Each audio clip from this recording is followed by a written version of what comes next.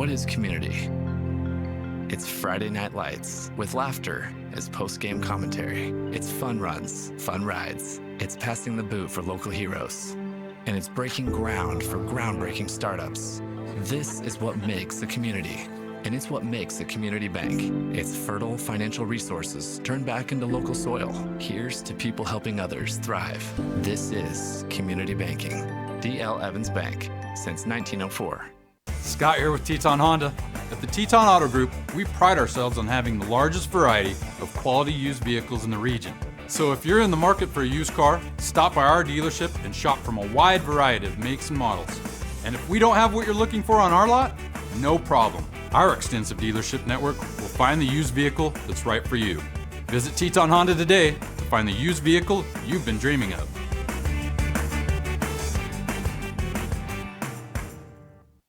You can't make summer stand still, so make the most of every last second with a new Toyota at Toyota's National Sales Event.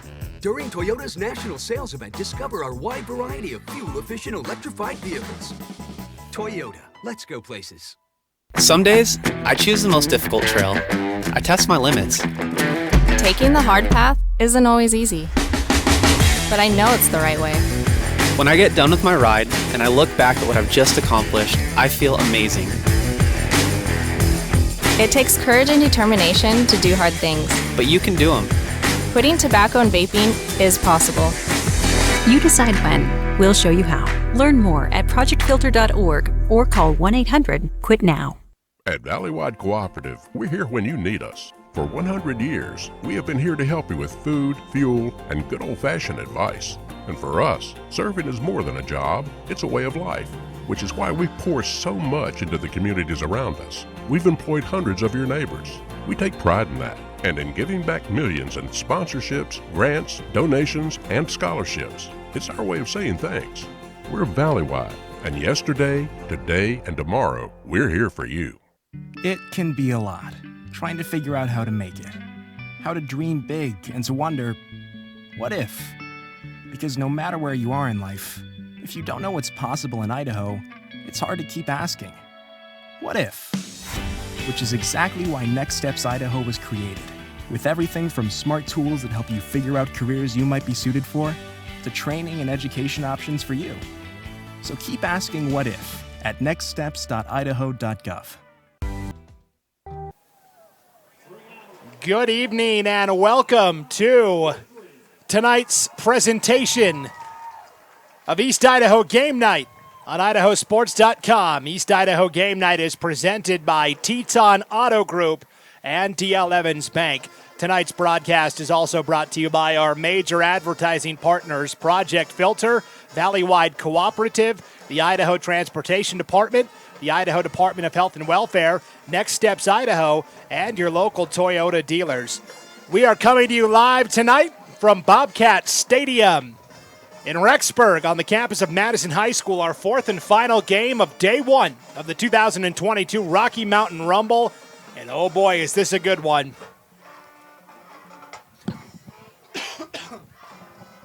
The Stansbury Stallions. I waited extra long for the suspense. It's the Stansbury Stallions from Utah up against the two-time defending Idaho 4A champs, the Skyline Grizzlies. Hi, everybody inside the broadcast booth. Brandon Bainey alongside Dallin Fryer. This is the game that everybody has been waiting for all day and all night. Two powerhouse programs from neighboring states. And there's a reason that this has been the primetime game tonight, why it was scheduled this way, because we expect fireworks from both sides, both powerful offenses that are ready to attack and put up some big numbers today. Yeah, Skyline, we mentioned the two-time defending 4A champs, won the title last year over Sandpoint, who we will see tomorrow in the first game of day two of the Rocky Mountain Rumble. And this is a Stansbury program from Stansbury Park, Utah, that they're no slouch either. I mean, check this out. 6 years ago, they were a 3A program. Then they spent 4 years at the 4A level. And then last year, they bumped up to the 5A level, and it didn't faze them. They got all the way to the semifinals, where they fell to Lehigh, another team we'll see tomorrow, 28-14. So this is a legitimate team, and, you know, based upon their 2 wins so far, They beat Pineview 72-13, and they beat Ridgeline last week 43-20. We could be in store for a track meet tonight. Absolutely, and I mean, with what you said, where they're moving up in ranks so fast, clearly people want to be at Stansbury, and obviously it's carrying over into the football program as well. We expect to see maybe we will see as many points put up on the scoreboard by them today. I mean, their offense has been powerful. Clearly their defense has been steady throughout as well. What are they going to do against the Skyline Grizzlies? We'll have to wait and see. Star power on both sides. For Skyline, of course, Kenyon Sadiq, the senior wide receiver who has committed to Oregon. And for Stansbury, they got a transfer from Tooele, another team we're going to see tomorrow, All-State running back Matiaki Halu. And we'll talk more about him in just a moment. Right now, though, we'll take a break for our national anthem and come back right after this on IdahoSports.com.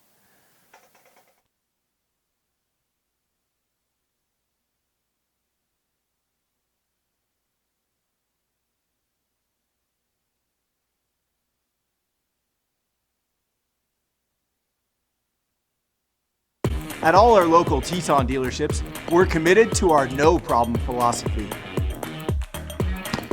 No problem means we'll find it, not we don't have it. No problem means the same fair prices that we've always offered on our new vehicles.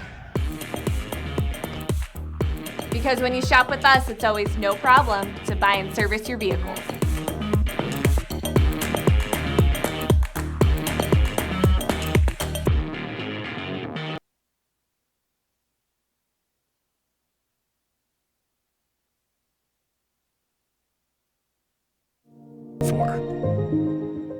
I am Kevin, and I'm from Idaho Falls. It's important for the disabled to be vaccinated because of COVID. I chose to be vaccinated because I didn't want to be sick or in the hospital.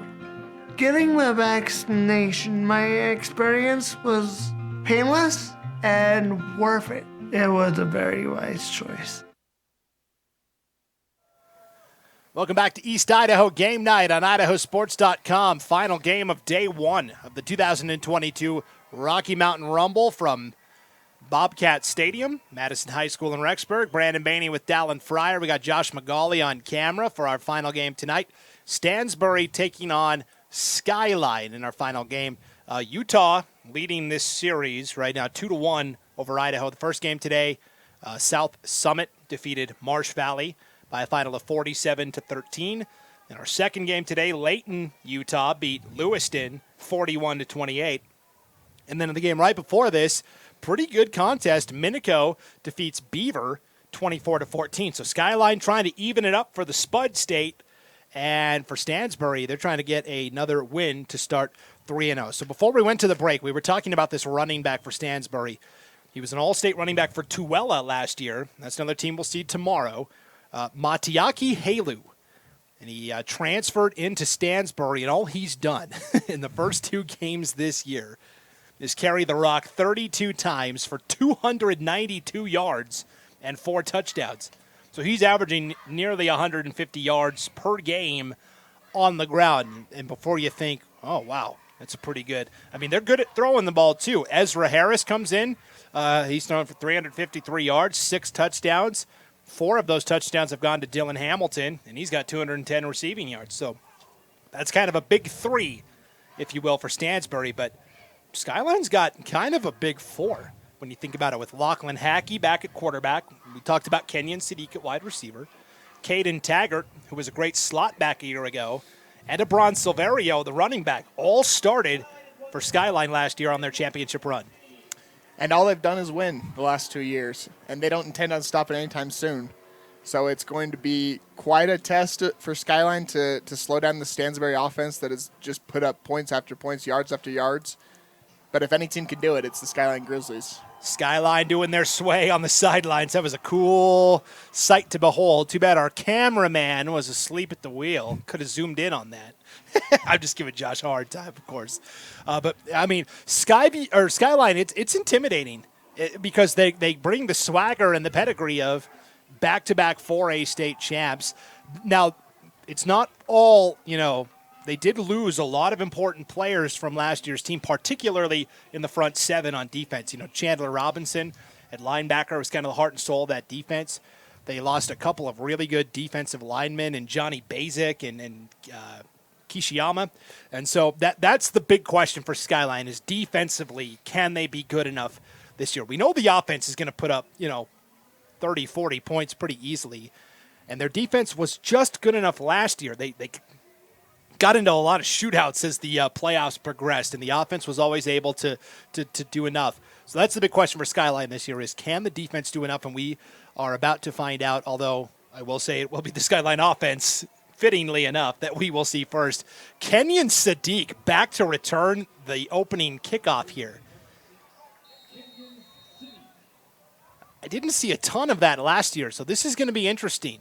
They are going to kick away from Sadiq, and it will be taken instead at the 12-yard line by Abron Silverio. Now he'll pitch it to Kenyon Sadiq. A spin move and a return out to the 43-yard line. It's actually a pitch out to the return man, Hamilton Woodruff. So, beg your pardon, it was initially hauled in by Silverio, and then he handed off to Woodruff, and that was a nice return for Skyline. That was a very different type of double reverse than I've ever seen. It was almost like he was just getting ready and making an option play like a quarterback does. So what a way to start the year. Right.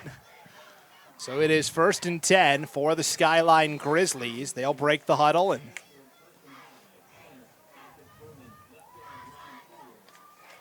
First and 10 for Skyline from their own 43-yard line. Lachlan Hackey with Kenyon Sadiq in the backfield. Split wide to the bottom of your screen. They are going to look his way, and Hackey overthrows it. It kind of looked like miscommunication where Sadiq cut back to the inside and Hackey threw to the outside. And no surprise there that they want to get Sadiq involved early. Especially the first play of the game, you want to have fireworks. If you can get a touchdown on the first play, it's going to change the momentum of the game really fast. So, unfortunately, it didn't work out for Skyline, but we'll see what happens next. Sadiq, who committed to the Oregon Ducks a couple of weeks ago. Sounds like he's going to play tight end at Oregon. And, he's a big physical receiver, so you don't even have to, to get him involved early, you can have him run a 10-yard curl, and he's going to outmuscle whoever's lined up across from him. 2nd and 10. This will be a jet sweep. And strung out. Loss of a couple on that carry. And on the jet sweep was Caden Taggart. This is something that Taggart did really well last year for Skyline. Will end up losing. Well, they're going to give him right back to the line of scrimmage. So no gain on the carry for Taggart. Well, now they're half a yard, I guess. So -1 for Taggart. 3rd down and 11 here for Skyline.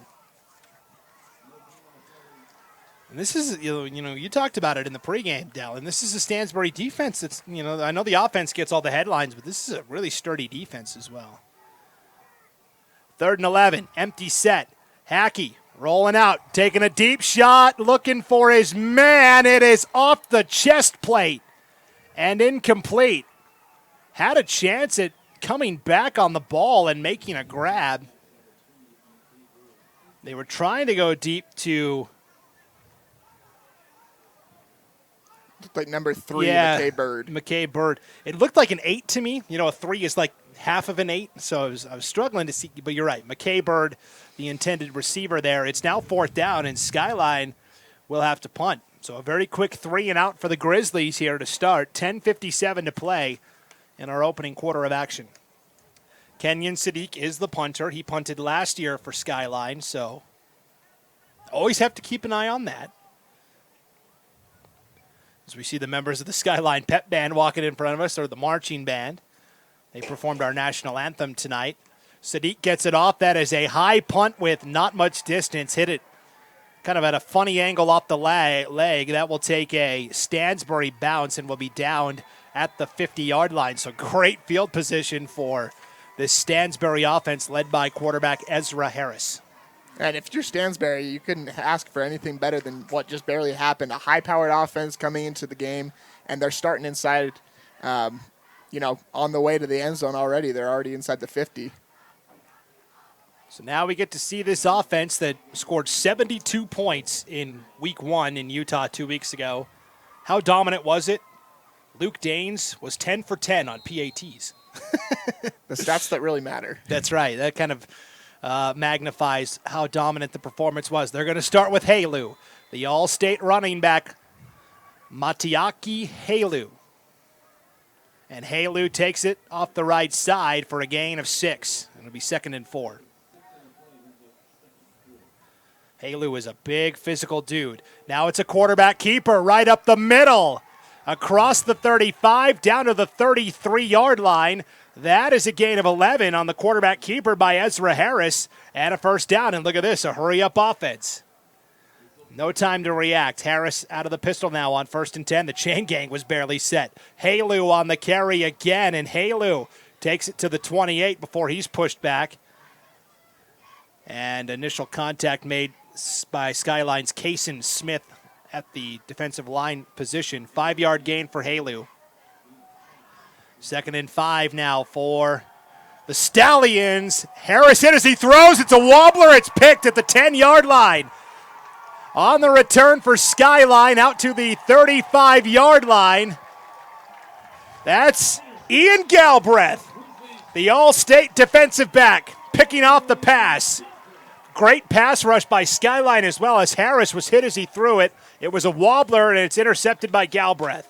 What an amazing way to make sure that you're always looking at the quarterback. That's something that, a lot of defensive backs kind of get lost in it at points, and clearly at that time, Galbraith stayed in the right spot. He had his eyes open. He was ready for any type of situation, and because of that, the Grizzlies get the ball back early. 0-0 ball game. Can Skyline take advantage off the turnover? It'll be 1st and 10 for the Grizz from their own 33-yard line. They will hand off here up the middle. On the carry is Abron Silverio, and he gains a yard. Silverio if you can get him on the perimeter, he's a pretty tricky guy to bring down. They run him between the tackles that time for a yard. And something interesting to note is the Grizzlies' offensive linemen all have different helmets than all of the rest of the skill players. I don't know what the purpose of this is, but if you look at the sideline, there's literally nobody else other than the 5 starting linemen and maybe one more lineman on the sidelines with a different helmet. 1 or 2 backups, and that's it. Hackey throwing a little screen in the flat to Silverio, and Silverio maybe got right back to the line of scrimmage. May have lost a yard as well. That's a nice job defensively by Stansbury's Trent Jones, forcing the action on Silverio, and he loses a yard on the screen pass. And again, the rush was bearing down on Hackey that time. A nice job of staying in and completing the pass under heavy duress, but this is a Stansbury defense. This is their 3rd game, right? They're pretty locked in, and of course for Skyline, this is their season opener. 3rd and 10. Hackey trying to find something here. Gets a good block. Now he's going to throw a deep ball, looking for Sadiq in double coverage. Forced it, and it's intercepted. That ball picked off by Dylan Hamilton. Hamilton on the return out to the 42-yard line of Skyline. So Hackey tried to force it into double coverage, and Dylan Hamilton was right there for the pick. Yeah, great coverage by Hamilton right there. He was kind of blanketing with another defensive back right there, and sometimes just right place, right time, and that was the case on that play. And Stansbury, we could see if their offense can take advantage this time. So each side is throwing a pick here in the early going. 1st and 10 for the Stallions from the Skyline 42. They'll dump it off in the flat to Dylan Hamilton, the guy who just came away with the pick. Hamilton will take it across the 35 to the 34. That is going to be a gain of 8. It'll make it 2nd and a short 2. We're down to 8:30 to play here in the opening period. Harris, quarterback draw, trying to bounce outside, and will get the first down to the 31-yard line. Picks up 4. And they are continuing that no-huddle offense, moving fast. I mean, there's barely time for me to mark down what the last play went for. 2nd and 10, toss out to Halu, right side. Bounces it to the outside, the 20, the 15, a stiff arm at the 10. And finally will be bumped out of bounds They're going to say he stepped out back at the 9-yard line. So that is from the 34 down to the 9. That is a 23-yard gain for Matiaki Halu. It's now 1st and goal for Stansbury from the 9. Halu up the middle. Just surging forward down to the 4. Halu is a wrecking ball in there. He might be 6'2", but he still gets his shoulder down every single play. He has good running form. He definitely is meant to play running back. 6'2", 220. 2nd and goal from the 4. Quarterback keeper for Harris will take it to the 2. Brought down from behind by Galbraith on that play. So 2-yard gain will make it 2nd and goal from the 2. Stansbury knocking at the door with 7:40 to play, opening quarter of action. I'd be shocked if they don't go to Halu here. Harris out of a pistol on a hard count, trying to get Skyline to jump. Now they'll get the signal from head coach Eric Alder on the Stallions sideline. Halu, 2 yards out, barely touched for a Stallions touchdown. So Matiaki Halu scores on a 2-yard run. And it's Stansbury who strikes first here with 7:20 to play in our opening period of action.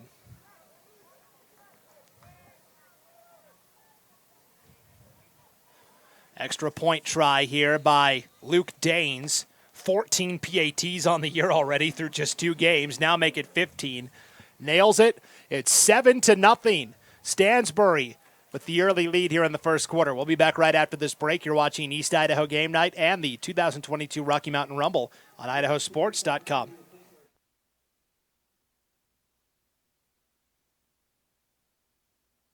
Scott here with Teton Honda.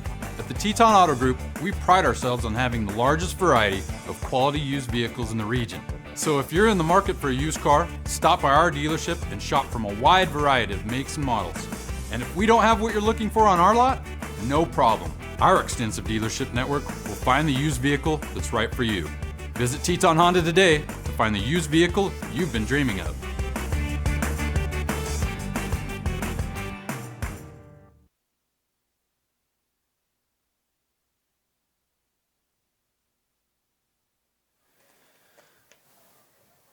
Back at Bobcat Stadium, campus of Madison High in Rexburg, East Idaho Game Night and the Rocky Mountain Rumble, 7-0 Stansbury lead. A line drive kick doinks and is plucked out of the air by McKay Bird. It doinked off of Jorge Cortez right to McKay Bird, who quote-unquote returns it out to the 38-yard line. But basically he caught it, and then the Stansbury defenders were there. So bit of an interesting kickoff there from Daines.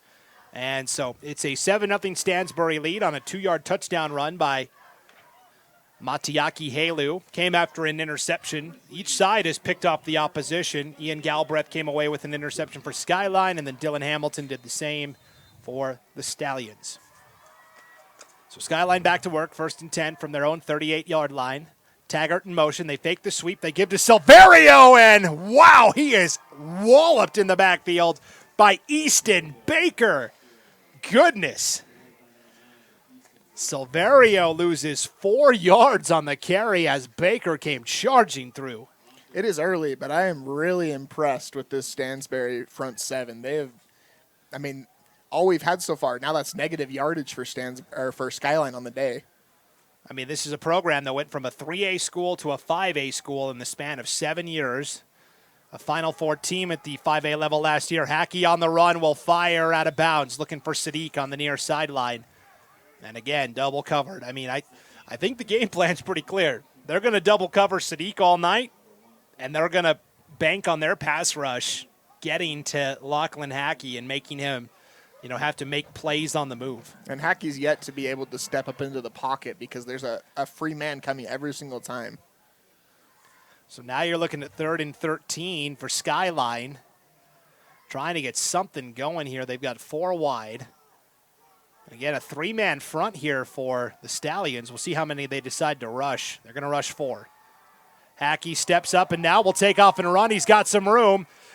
Eclipses a defender and will be brought down. It looks like 2 yards shy of the first down marker. Needed 13. He got 11 on the scramble. And what a great way to change the pass rush. I mean, yes, it was a 3rd and long, but that type of play lets you know Hackey's not afraid to run it. And he's got good vision, right? He started cutting towards the middle, saw the defender, and broke it to the outside. So now it's 4th and 2. Skyline's going to go for it. They're at midfield. The ball's on their own 47-yard line. They've got to get to the 49 to pick up the first down. We're down to 6:05 to play in the opening quarter, and it's a 7-0 Stansbury lead. And we've yet to see anything other than that, with the exception of the run by Hackey just barely, anything on the ground work for Skyline so far. So we'll see if they go to the air, if they take a shot on the ground. 4th and 2. Hackey will hand off here to Abron Silverio, and he didn't get it. Stopped a yard shy, and a turnover on downs. Leading the charge for the Stallions was Toby Johnson. So Silverio only gets a yard. That's a turnover on downs, and Stansbury will get it back. Just another testament to the staunch front seven of the of Stansbury right there. They aren't afraid to get in every single hole. They know what they're doing. They're clearly well coached. They know their responsibilities and they're executing. So 1st and 10 now for Stansbury. Ball is at the Skyline 48-yard line. Again, pretty good field position to start here. Harris, low snap, gets it down, has plenty of time, taking a deep shot, overshoots his man. Incomplete pass. Looking that time for Brock Wilson, the senior. But again, kind of the opposite, right? When Hackey is back to pass for Skyline, it's like immediate pressure. Harris tonight set a good, clean pocket to work with. Mm-hmm. And he's taking advantage of it, too. 2nd and 10. Slot man in motion. They will fake the sweep. Quarterback draw instead. Harris across the 40, the 35. Brought down at the 33-yard line. That's a gain of 15 and a first down. So Harris now with 4 carries for 32 yards. That's 8 yards a pop. Quickly, 1st and 10 again. Handoff right side, this time to Halu. And Halu will take it for a gain of 5 to make it 2nd and 5. Somebody has lost a towel out there on the field. Equipment malfunction. And a timeout taken here by, I believe, Skyline. We'll double check that, though. But while we do, let's thank one of our great local sponsors. Lava Hot Springs, Idaho is your destination for a fun or relaxing day, whichever you choose. Just 11 miles off I-15, their world-famous hot springs are open daily from 8 a.m. to 11 p.m. The all-natural geothermal hot springs are always a warm 102 to 112 degrees. Come and soak your worries away. Their outdoor Olympic swimming complex with water slides, diving boards, platforms, and amp.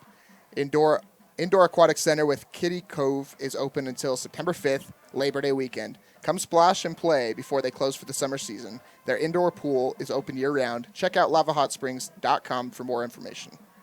That's always a popular spot when we get into like the playoffs in October and November, and you've got people traveling from like far away in other parts of the state that have to come to East Idaho for a playoff game. They always go, we came the night before, spent the night at Lava Hot Springs, and then, for the Saturday game. So I know that's always popular when you get into the colder months, for sure. It can be very nice, I'll tell you that. Yes.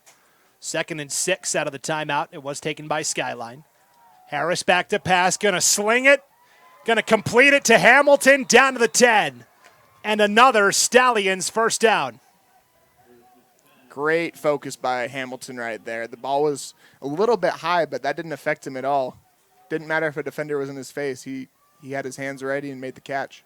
19-yard connection. It's 1st and goal. Little jump pass, and Hamilton caught on the slant and then cut down around the 3-yard line. It was a nice tackle by Galbraith out there defensively. So that goes for 8 yards. 2nd and goal from the 2. Halu, 2nd time tonight from 2 yards out. In for a Stansbury touchdown. Halu's got a pretty good gig, man. hey, let's just work it down the field, and then when we're right at the goal line, go ahead and give it to me. I really wonder what this team was like last year without him, because he's just opened a new dimension for their game. Anytime, like you said, anytime they need 2 or 3 yards, it doesn't matter if there's 4 guys in the backfield when first contact is made. He's going to get through them. He's going to always have positive yardage. And you wonder, conversely, what kind of team would Tuella be without him? You know, Tuella's kind of had some bumps in the road in the early going for Utah this year. Dane's on for the PAT. That was blocked. Nicely done by Skyline's Jake Murdoch.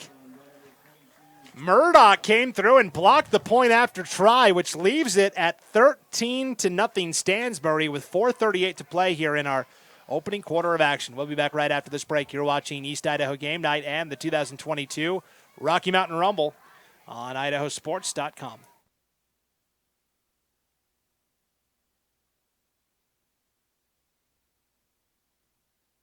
Your job is planning, planting, harvesting, and to be on call 24 hours a day.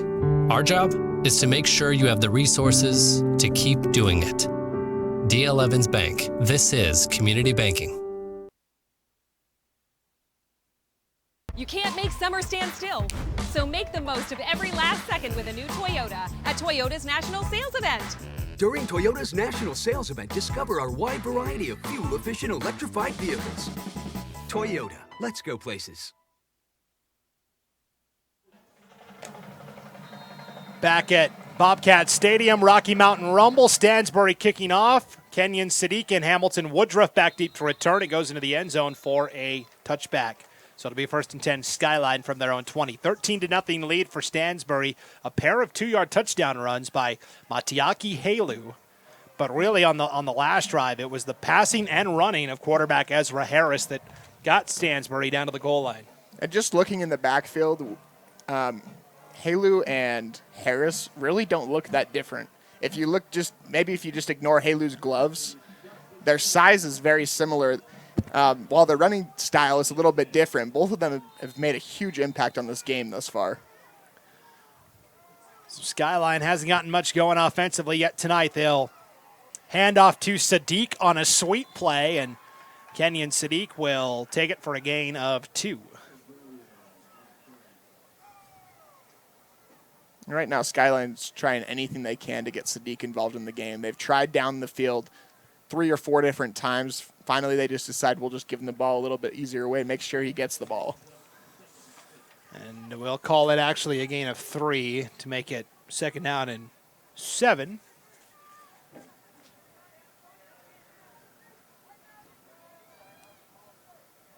Hackey, play action, throwing an out route, caught by Woodruff, but tackled immediately on the play by Matiaki Halu. Who else? You know, we didn't even talk about that, but he plays defense as well. Not all the time, but came in with 4 tackles on the season. So Hamilton Woodruff made the grab for just a gain of 2. Brings up a 3rd down and 5 now for the Grizzlies with the ball at their own 20, well, we'll call it 3rd down and 6 with the ball at their own 24-yard line. Skyline trying to get something going here with 3:20 to play in the first quarter, down 13-0. Taggart in motion. They'll fake to him. They'll fake to Silverio. Hackey going to take a deep shot for Sadiq again, and this time it connects. Sadiq to the 30. Sadiq to the 20. They won't catch him. That's a Skyline touchdown. That is a 75-yard bomb from Hackey to Sadiq. Finally, we get to see the speed of Sadiq there. As he had to come back to the ball a little bit, defender was right on his back, but as he crossed the 20, he was not letting the defender get him. It's like, you know, you're a baseball fan like I am. It's kind of like Kyle Schwarber, right? He's going to come up and strike out 7 of 10 times, but the 3 times he connects, it's like a 450-foot home run. At least 450 feet. So now we'll see Skyline come on for the point after try. Confusion about how many people are out there on the field. I'm trying to see who's kicking this as well. Looks like it's That's a low snap. There was a shovel pass, actually, by the holder. Yeah, okay, so a shovel pass opportunity. And it looked like it was Jose Hernandez out there to kick for Skyline. But either way, 13-6, the Grizzlies are on the board, and we'll be back right after this break on East Idaho Game Night and the Rocky Mountain Rumble on IdahoSports.com.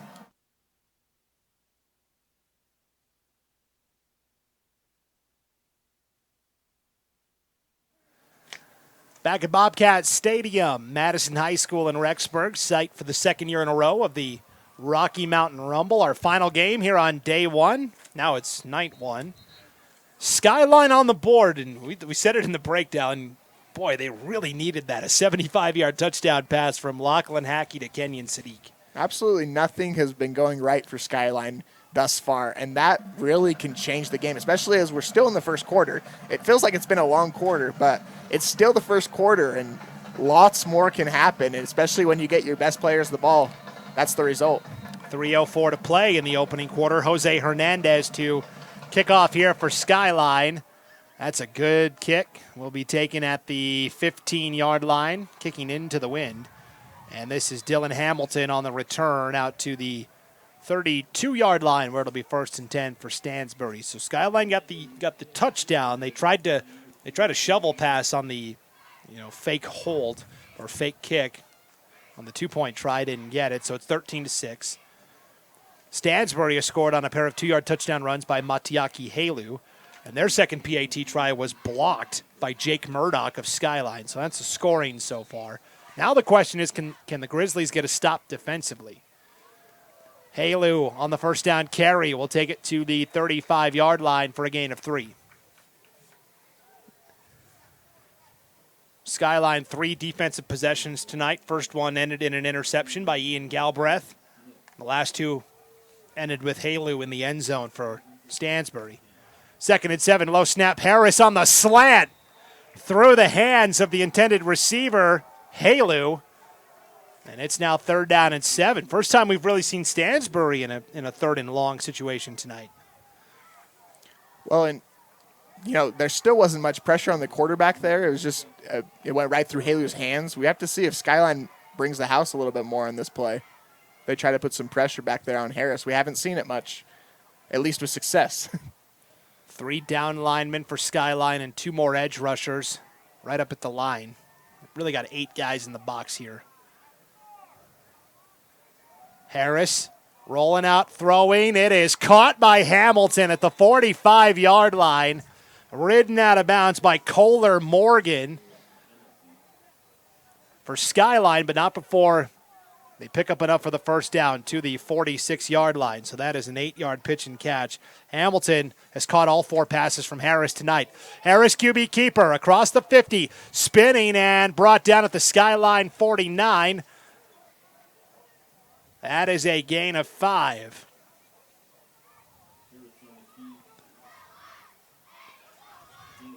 And again, that up-tempo, no huddle. Here we go, 2nd and 5. Halu met straight on by Cruz Searle. And Searle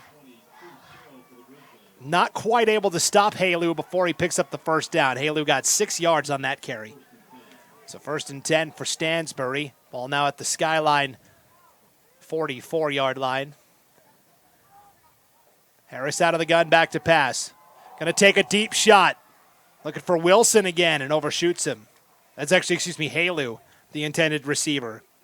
So incomplete pass to Halu makes it 2nd and 10. That's twice now they've tried to go to Halu in this first quarter on a deep ball. Both of them overthrown. I wouldn't be surprised if we see that again as the game continues. And again, they got to wait for Halu to get back to the line of scrimmage. He was way downfield.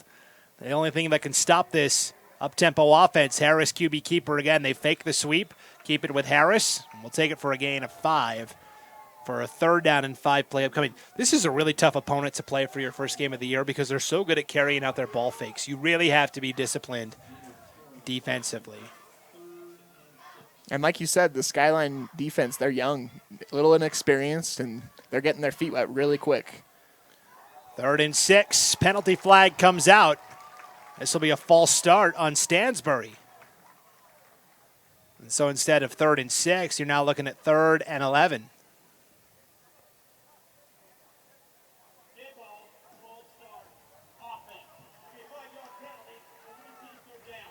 And again, our referees mic'd up here at the Rocky Mountain Rumble.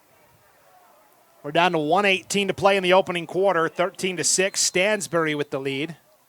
3rd down and 11. We've seen the ball go to Hamilton in these situations so far this game. We'll see if they go his way once again. Yeah, I mean, all 4 passes that Harris has completed have gone to Hamilton.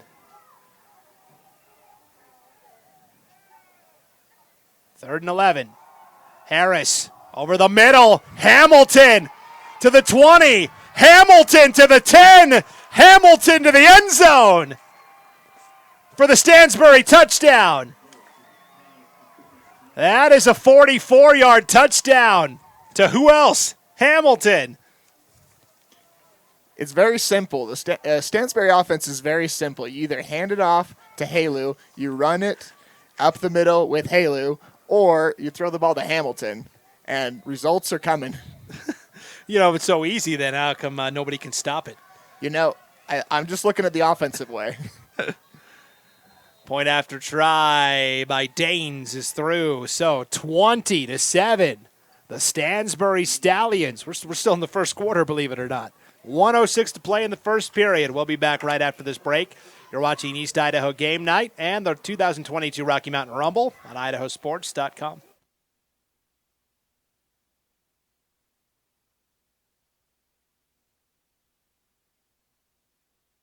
Your job is serving clients, making goals and meeting them, hiring staff, paying expenses, and looking for business opportunities. Our job is to make sure you have the resources to keep doing your job. This is Community Banking, D.L. Evans Bank.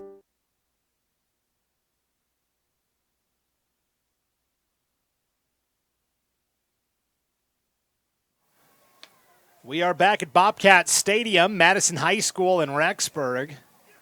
Final game of day 1 of the Rocky Mountain Rumble. We've got 4 more games on tap for you tomorrow. Sandpoint will play Alta at 11 a.m. tomorrow morning. That'll be followed by Pocatello against Morgan at 2. Highland will play Lehigh at 5, and then our hosts from Madison will play Tuella in the nightcap at 8 o'clock. Kickoff into the end zone for a touchback. Meanwhile, in this game, 20-6, Stansbury with the lead over Skyline on a 44-yard touchdown pass from Ezra Harris to Dylan Hamilton. Hamilton is a one-man wrecking crew out there in terms of receiving tonight. Everybody knows he's getting the ball.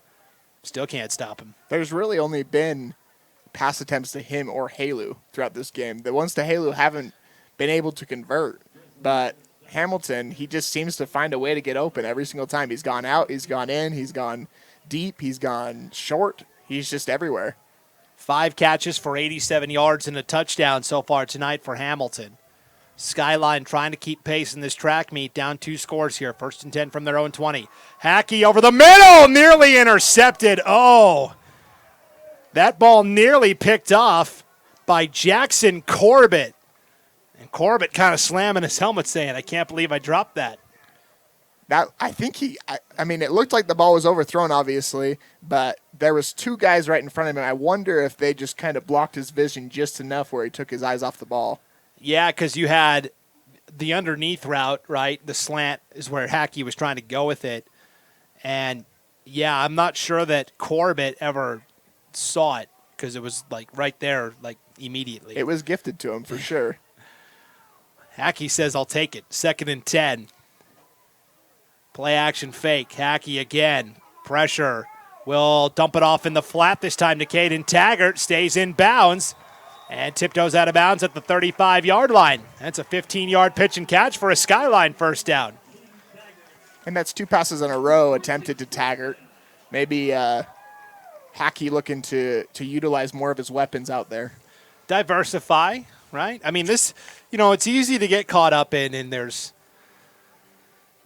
people around the state that don't follow Skyline as closely as we do, living in East Idaho, and they're, oh yeah, Sadiq. Well, it's not just Sadiq. It's not a one-man team. They've got a lot of talented weapons. Silverio and Taggart, and even Hamilton Woodruff can be an effective slot back. So Definitely not a one-man crew, and yeah, use the weapons at your disposal. Quarterback draw for Hackey will gain 2. It'll be 2nd down and 8. On the tackle that time for the Stallions was Michael Givajon.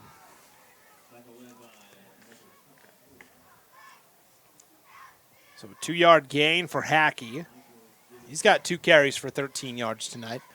Meanwhile, we're down to 25 seconds to play in the first quarter. We'll probably have one more play and then get ready for our second period of action here. And basically every pass attempt we've seen from Skyline so far has had a deep option. They definitely are looking for a big play every single time. It's always a component. 2nd and 8. They fake the sweep. Instead, they throw on the flat the opposite way. A little low for Sadiq that time. And dropped. It's now 3rd down. Yeah, still 1 second on the clock as well. So we'll get one more play. I hate when I'm I hate when I'm wrong about that kind of stuff. You know, I come off as this big expert. The fact is, you fake it till you make it. Absolutely. If you say anything with enough confidence, you know, my wife asks me this all the time, like, hey, what's, we're trying to, figure out what something costs. Hey, what's 77 plus 29? And I'll just be like, 138. And she'll stop for a second, and then she'll be like, let me double check that math. I don't think that's right. Until you check it, there's not a right answer. But if you say it confidently enough, people will believe it. 3rd down and 8. Skyline looking for a little shot of confidence here. Hackey, as the first quarter horn sounds, will dump it off and complete to the Stansbury 45-yard line. I believe that's Caden Taggart again. So Taggart takes it for a gain of 10, 20 yards. And that will be the end of our first quarter. A pretty good one so far. Stansbury leading 20-6. We'll be back with the second quarter right after this break. You're watching East Idaho Game Night and the 2022 Rocky Mountain Rumble on IdahoSports.com.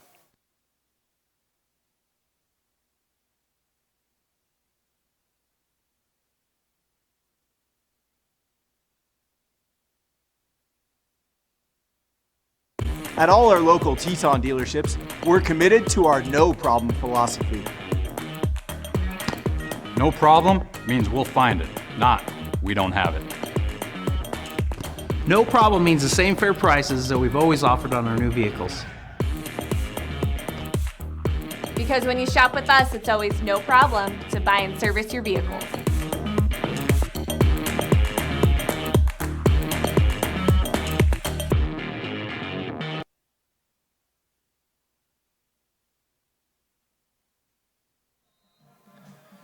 Start of the second quarter here from the final game of night 1 of the Rocky Mountain Rumble here on IdahoSports.com. Brandon Bainey with Dallin Fryer in the booth. Josh McGauley on camera duties.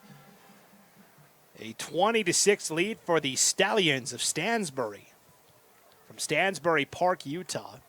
Skyline trying to hang in. 1st and 10 for the Grizzlies following a 20-yard completion to Caden Taggart at the end of the first quarter.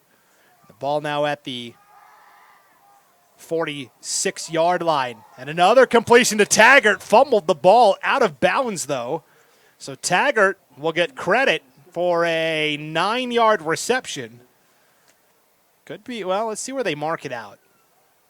Yeah, it's going to be 8 yards. Well, no, 9. Yep. 8 yards plus the 1 yard of a fumble. Yeah. So a 9-yard gain. And that's now 3 catches in a row by Caden Taggart.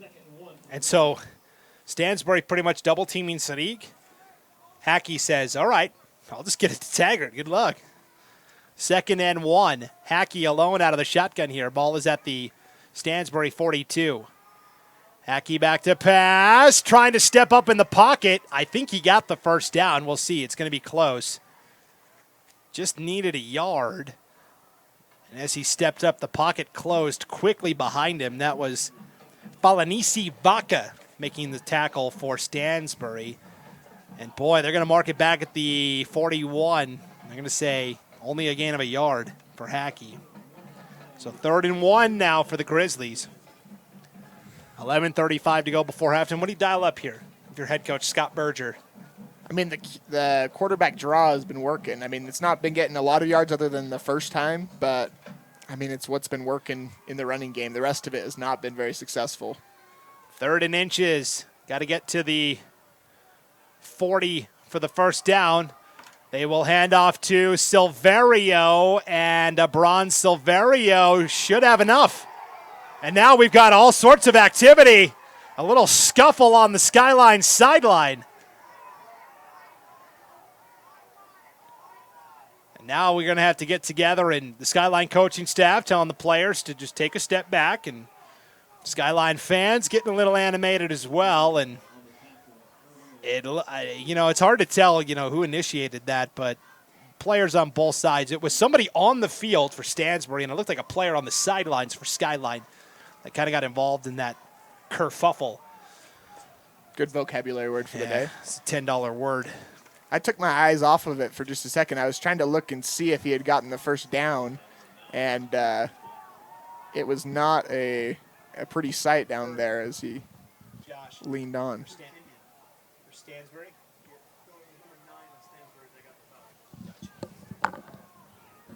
So the penalty goes against Stansbury's Easton Baker. And from what Josh was telling us, our camera guy, Josh McGauley, looked like maybe they kind of hit a late hit on Kenyon Sadiq, as everything was kind of on the sidelines there. And we're going to have to get it all sorted out. The question always is, do they just give both penalties, both teams a 15-yard penalty and offset them and replay the down? That's usually the standard when both sides are involved in pushing and shoving. Meanwhile, the clock stopped at 11:07 to play here before halftime. And now we'll await the call. But again, it looked like maybe Easton Baker was the player for Stansbury that. And it looked like the officials were communicating with the Stansbury coaching staff. You wonder if that's going to be an ejection. Could be a warning. Could be nothing. We'll have to see. Yeah, well, we'll get the call right here from the White Hat.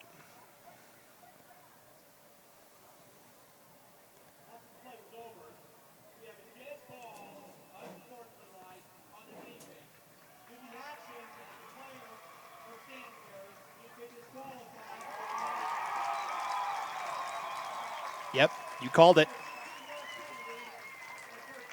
Looks like it's maybe number 54. No, he's walking off. Yeah, it was number 9. Yep, it was number 9, Easton Baker. So late hit out of bounds, 15-yard penalty, and an ejection, as you correctly deduced there. So Skyline fans like it, obviously. And I'm telling you, that's the kind of thing, Dallin, that can let the sleeping bear lie. You're up 20-6, and now all of a sudden you've literally poked the grizzly bear.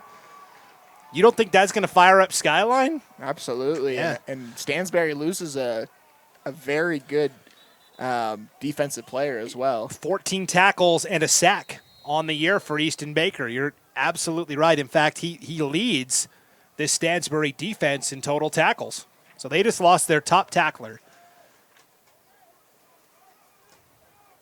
We'll have to see. I mean, sometimes you worry in these types of high school environments, does that emotion continue into the next plays? And there's a few more of these types of penalties. Well, that's up to the coaches and the officials to try and nip that in the bud. All on a seemingly innocuous 1-yard run by Hackey. That's where this all stemmed from.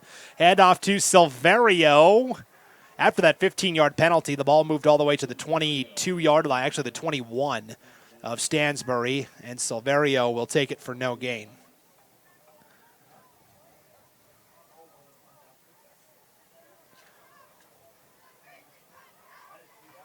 So it's 2nd and 10 for the Grizz with 10:40 to play here before halftime, down 20-6, trying to get back in this game. And I'll tell you, not that the other games were attendance was pretty good today, but by far the most people here tonight to watch Skyline. I mean, the stands in front of us are packed. They travel well. I mean, they've won state 2 years in a row. Why not watch this team? Very passionate fan base. 2nd and 10. Hackey, play breaks down, goes back the other way, has a wide open man. It's Woodruff, but he drops it. So that was kind of a nice job by Hackey as he was supposed to go right. The play broke down. He went back to his left, threw across the grain, which is hard for a quarterback to do. And Hamilton Woodruff can't quite hang on to it. So it sounds like, we're getting word from a couple of Skyline fans sitting in front of us that maybe Easton Baker threw a punch as that play was developing on at the end of the play on the sideline. Whatever happened, egregious enough to lead to an ejection, which you don't see often. In high school, you really got to earn it. I mean, usually you get a warning first, so had to have been bad. 3rd and 10, meanwhile, for Skyline, in danger of having the drive stall out. Hackey looking for someone, looking to the end zone. It's caught. Caden Taggart for the Skyline touchdown, and he does a belly flop onto the gate at the end there as well. What a play by Caden Taggart, and what a throw by Lachlan Hackey. I actually thought he was going to flip over the fence in the back. He was moving so fast, the ball was thrown on a dime, and it took everything he had to not flip over that fence. What a momentum shift, right? 4 grabs in a row for Caden Taggart. The last one, a 20-yard touchdown pass from Hackey. Skyline right back in it. We'll see if the Grizzlies, looks like they're going to go for 2 here, down 20-12. See what they draw up here with 10 minutes to play before halftime.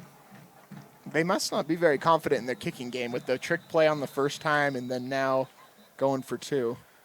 Now the penalty flags come out. I don't know. Maybe they're just trying to catch the opponent off guard. And who expects on your first PAT of the season to run a fake, right? Especially a shovel. You don't see those very often on a PAT attempt.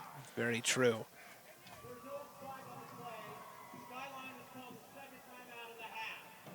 Okay, so no penalty flag. It was going to be a delay of game. Skyline didn't want that. They clearly want these 2 points. They're going to burn their second timeout of the half on a 2-point conversion play. We'll see how that goes. Meanwhile, while we got a moment, we'll thank another one of our great local sponsors tonight. Alta Insurance is a locally owned agency with locations in both Idaho Falls and Twin Falls. Alta's mission is to help our community by providing policies personalized to each consumer's needs. The community we work and live is our #1 priority. As such, we offer a wide range of insurance products and companies able to take care of our community's assets. Alta Insurance has recently merged with Archbold Levitt Insurance in Rexburg. The same great names with even better service together.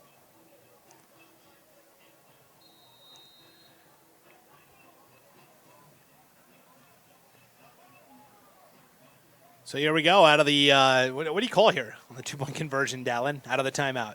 Well, again, it just anything up the middle hasn't really been working. We've seen a quarterback draw from this 5-wide set. I think you roll right and you look for Sadiq. The problem is he's to the short side of the field with 3 receivers. Hackey will throw over the middle to Sadiq. I guess that works if we're having him go to the middle and everybody else is clearing out. That's actually a Braun Silverio, actually, the running back in the slot who made the grab. So they get the 2-point conversion pass from Hackey to Silverio. And so, 1-possession game now, 20-14. Stansbury still leading with 9:59 to go here before halftime. We'll take a break and come on back right after this. You're watching East Idaho Game Night and the 2022 Rocky Mountain Rumble on IdahoSports.com.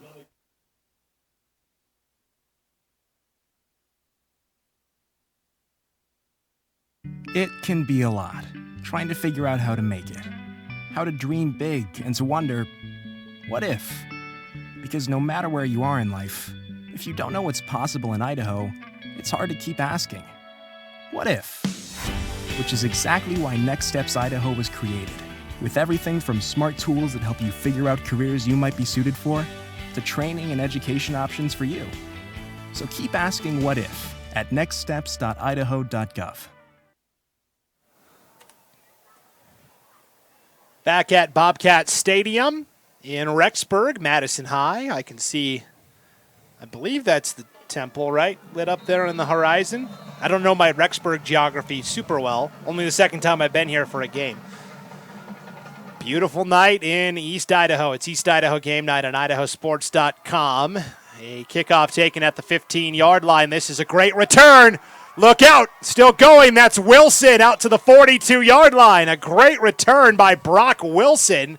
And again, Stansbury will be in great field position to start here. But Skyline, following an excessive or a personal foul penalty and an ejection by Easton Baker for Stansbury, Skyline gifted 15 yards on that penalty, and they're able to cash in on a touchdown, a 20-yard touchdown from Lachlan Hackey to Caden Taggart. Then they got the 2-point conversion pass from Hackey to Abron Silverio, and Skyline right back in at 20-14. Yep, and they've been able to take it. Skyline's been able to take advantage of Stansbury's mistakes. Both times they've been off of Stansbury mistakes. We'll see what happens. Play action pass caught wide open. Still going. They tugged on the back of his jersey like little giants, and all the way out to the 34-yard line. That is going to be a gain of 26 and a first down. So Harris just keeps on humming. No huddle. Harris quarterback keeper this time. And that last pass, by the way, was caught by Trent Jones, number 3. You can tell because his jersey's all untucked, and it looks like it's about 2 sizes too big because it was tugged on there at the end of that play. So Harris rushes for 5 yards. It's 2nd and 5 now, and quickly Stansbury in Skyline territory. Play action. Harris stands in, delivers to Hamilton, and just overshoots him. And Ian Galbraith says, "Not in my house." Excellent coverage on that play. That's maybe the best Hamilton's been defended all day today. Ian Galbraith is a very good cover corner for Skyline. He was really important last year as Skyline got into the playoffs and they had to face Julian Bowie from Pocatello and Max Frank from Sandpoint in the championship, and even during the regular season on Javante King from Blackfoot. And it looks like they've got him manned up on Hamilton now as he's over there in the slot with him. Yeah, might be shadowing him tonight. 3rd and 5. Harris looking to the outside, broken up, but a penalty flag comes in at the end. They were looking for Hamilton in the slot, like you said, and Galbraith was the guy matched up. Galbraith is going to try and plead his case, but he's going to get flagged for pass interference on this one. That was pretty good coverage. That was about as close as you could get to not having pass interference. Obviously, from this angle, we can't see the hand fighting that might have been happening. If there's a little jersey tug, a hit at the thigh. From up here, it looked like pretty good coverage. Yeah, it did. It looks pretty clean. Yeah, they're going to get... So it's a half the distance to the goal penalty because they're so close to the goal line. It's going to move it down to the 15-yard line where it'll be 1st and 10 for Stansbury.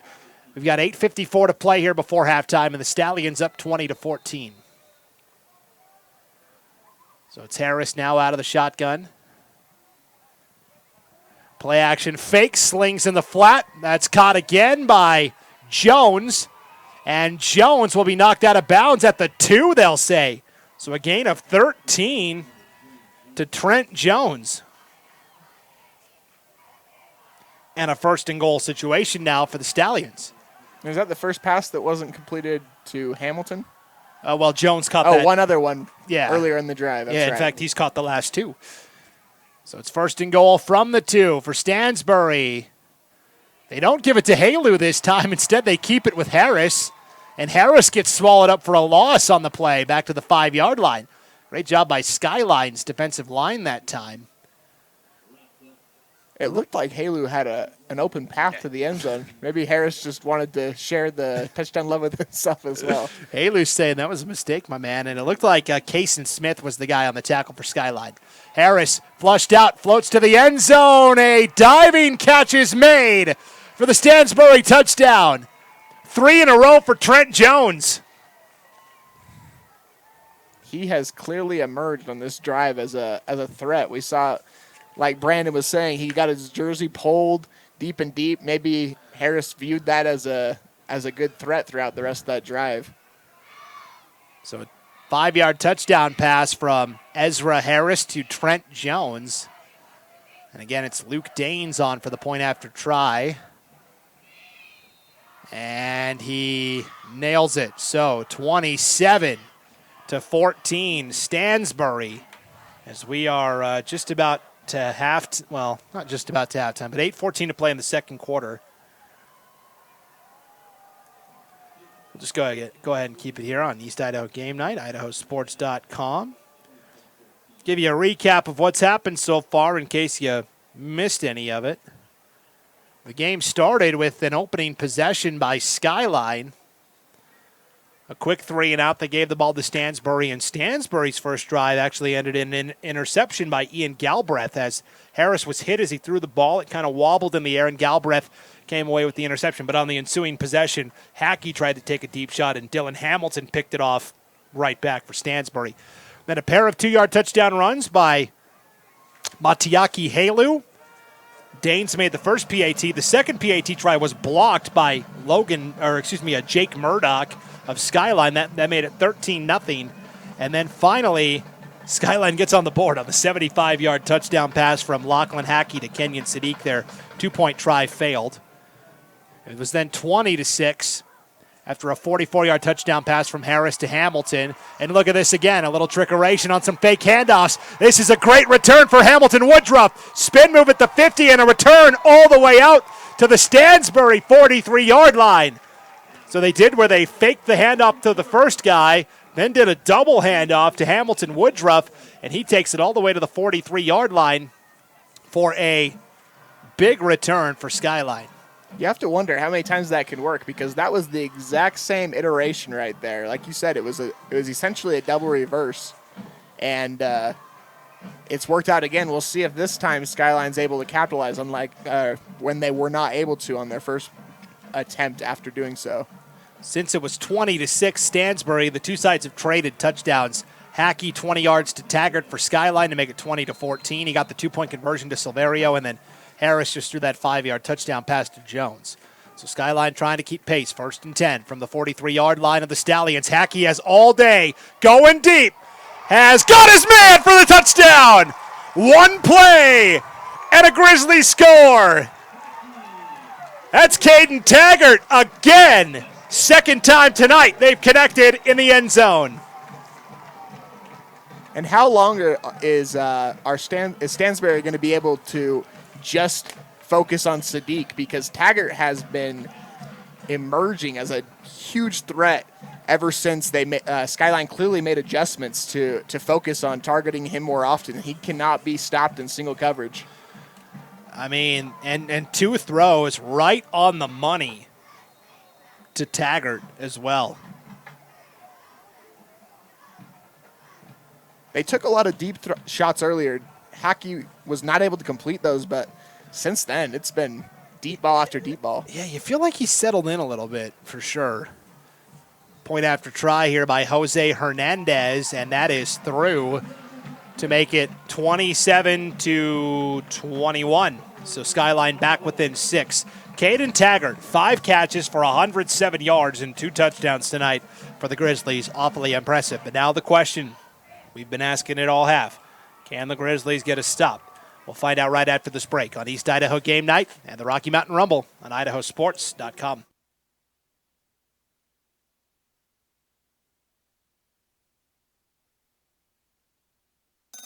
A hit in the morning, another between class, after school, and more before bed. Vaping sucks you in quick. Not to mention all the chemicals and health problems everyone's talking about. That's why thousands of teens are ready to take back their life their own way with My Life, My Quit. When you sign up with us, you'll get a free and simple quit plan that makes it easier to stop vaping. Visit mylifemyquit.com or text Start My Quit to 36072. Back at Bobcat Stadium, Madison High School in Rexburg. Skyline gets a 43-yard touchdown pass from Lachlan Hackey to Caden Taggart to bring the Grizz to within 27-21. And now the kickoff will be taken at the 6-yard line on the return. This is Dylan Hamilton. Hamilton gets through a wave and out to the 31-yard line where it'll be 1st and 10 for Stansbury. You brought up a good point in the break, Dallin, as we were talking off air, that Skyline has hit on a couple of deep throws since the second quarter started and the field position flipped. Yeah, absolutely. And the wind is going that direction. Maybe that's why they are able to complete these passes that they weren't able to complete in the first quarter. Even Sadiq's touchdown, the ball seemed to come back because of the wind. And so, as we've seen with Taggart's speed, basically Hackey just has to throw it up there and let the wind take it, use his arm strength, and use Taggart's speed, and it's a touchdown. Yeah, the flags on top of the field goal post are blowing right to the west, which is where Skyline has been throwing it. Here's a pass complete to the only guy that's just as hot as Caden Taggart for Skyline, and that's Trent Jones for Stansbury. That's now 4 grabs in a row for Jones. Goes for 8 yards. It'll be 2nd down and 2 now for Stansbury. 2nd and 2, ball at the Stansbury 38-yard line. They will keep it with Ezra Harris on the ground. Has the first down across the 40 to the 45, a gain of 7.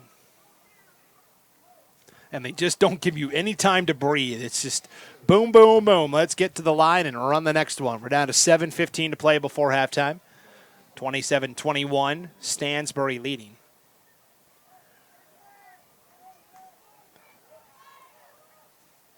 Harris hands off to Halu. Been a while since we called his name, and Halu says, "Don't forget my name." Takes this into the secondary. Takes it all the way for a Stansbury touchdown. That is a 54-yard touchdown run. What a tremendous job by Halu. And I've been waiting for him to finally break one loose. It seems like every time it's been 6-7 yards consistently up the middle. Finally, he was able to get some space and show off he has some serious speed. Matiaki Halu, that's a 46-yard touchdown run. That was that bad math again that I was, 46 yards though. Now a bobbled snap, fire drill. They're just going to have to throw it, and that 2-point quote-unquote try is no good. So 6:54 to play before halftime. I'm going to run out of room on my little score sheet here, Dallin, the way this is going. I mean, this is crazy. 33-21 is the score now in favor of Stansbury after the 46-yard touchdown run by Halu. So we'll take another break. Come on back with more East Idaho Game Night right after this on IdahoSports.com.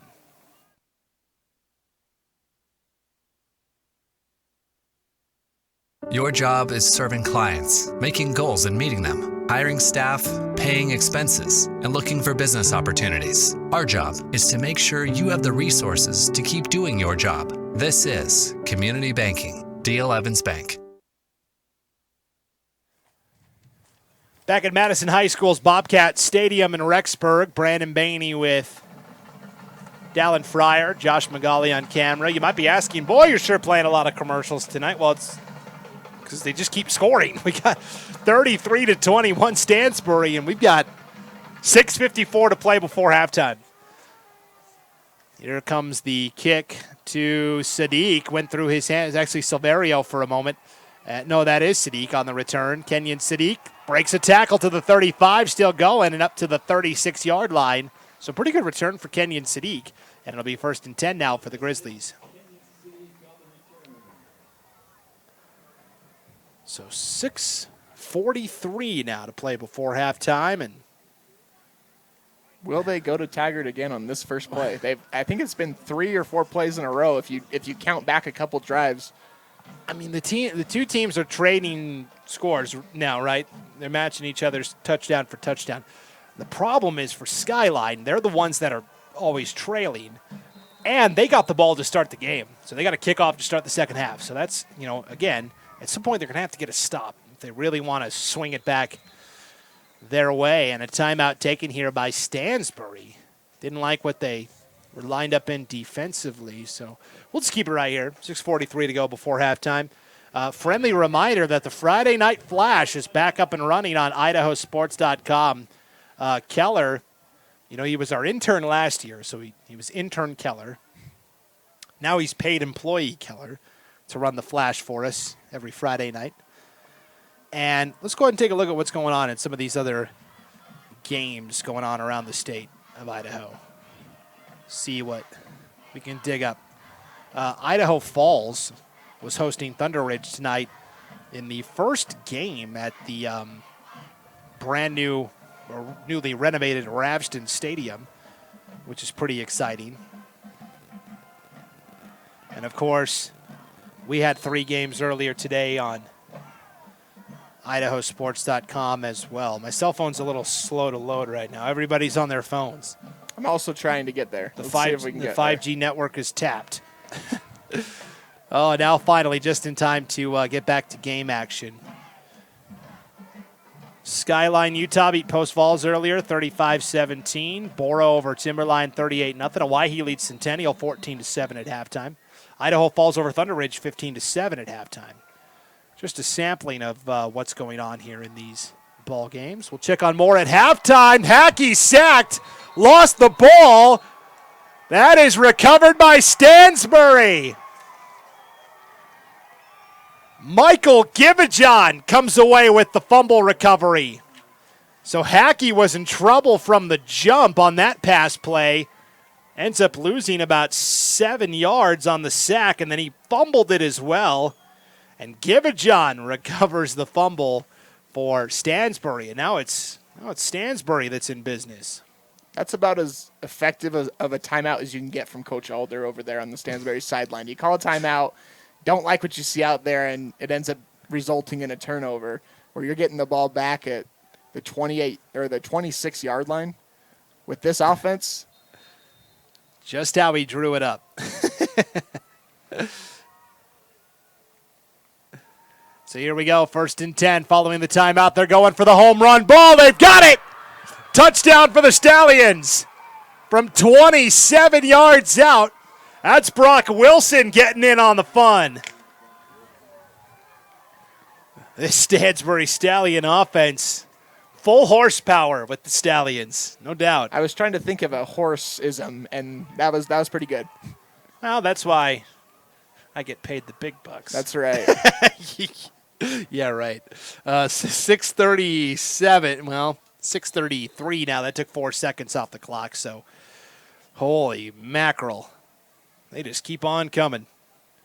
27 yards to Brock Wilson.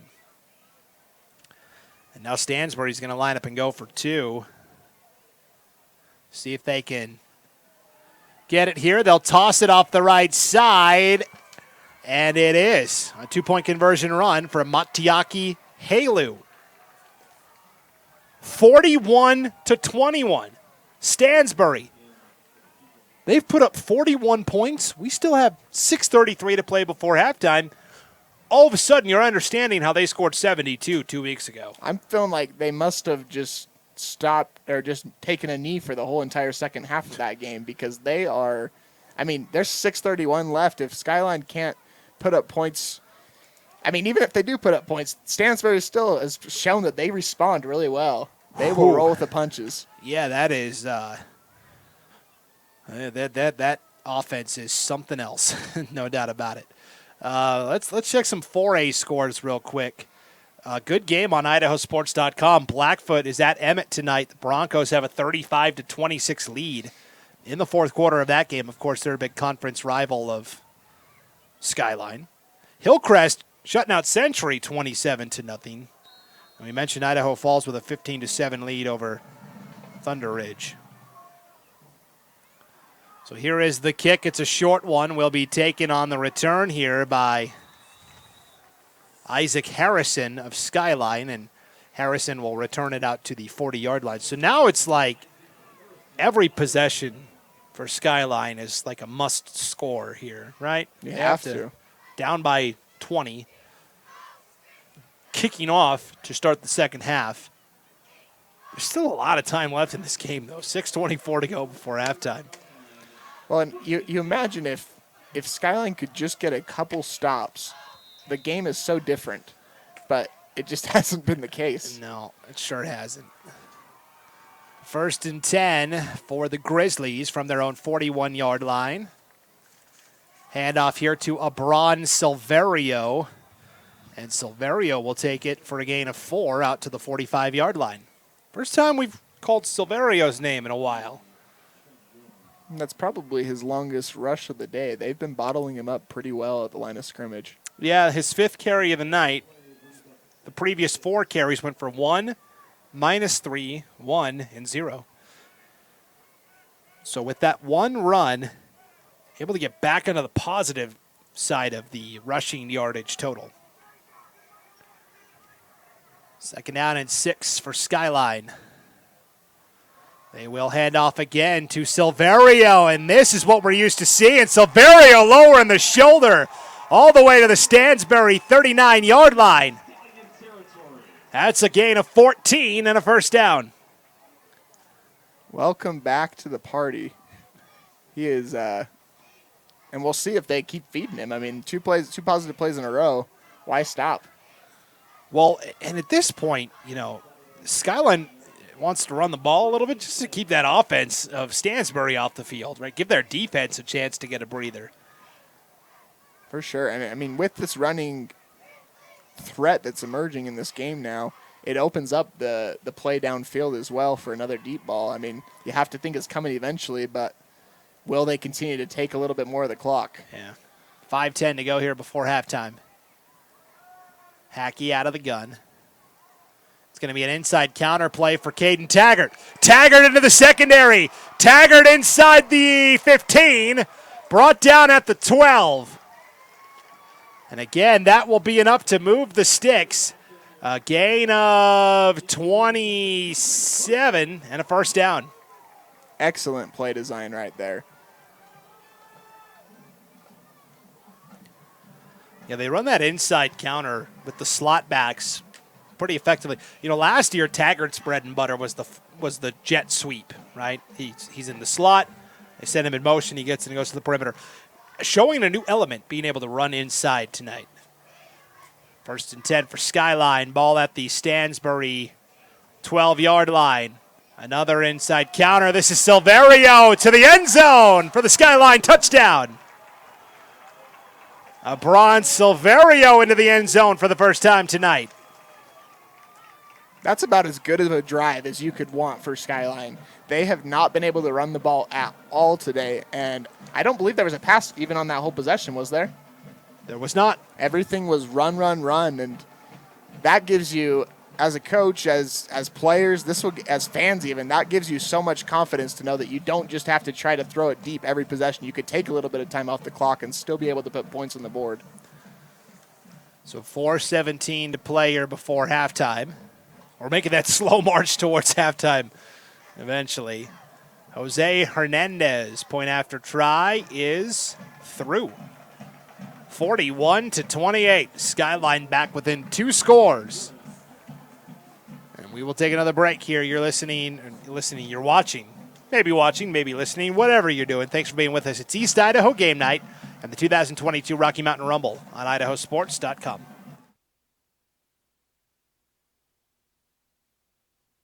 Scott here with Teton Honda. At the Teton Auto Group, we pride ourselves on having the largest variety of quality used vehicles in the region. So if you're in the market for a used car, stop by our dealership and shop from a wide variety of makes and models. And if we don't have what you're looking for on our lot, no problem. Our extensive dealership network will find the used vehicle that's right for you. Visit Teton Honda today to find the used vehicle you've been dreaming of.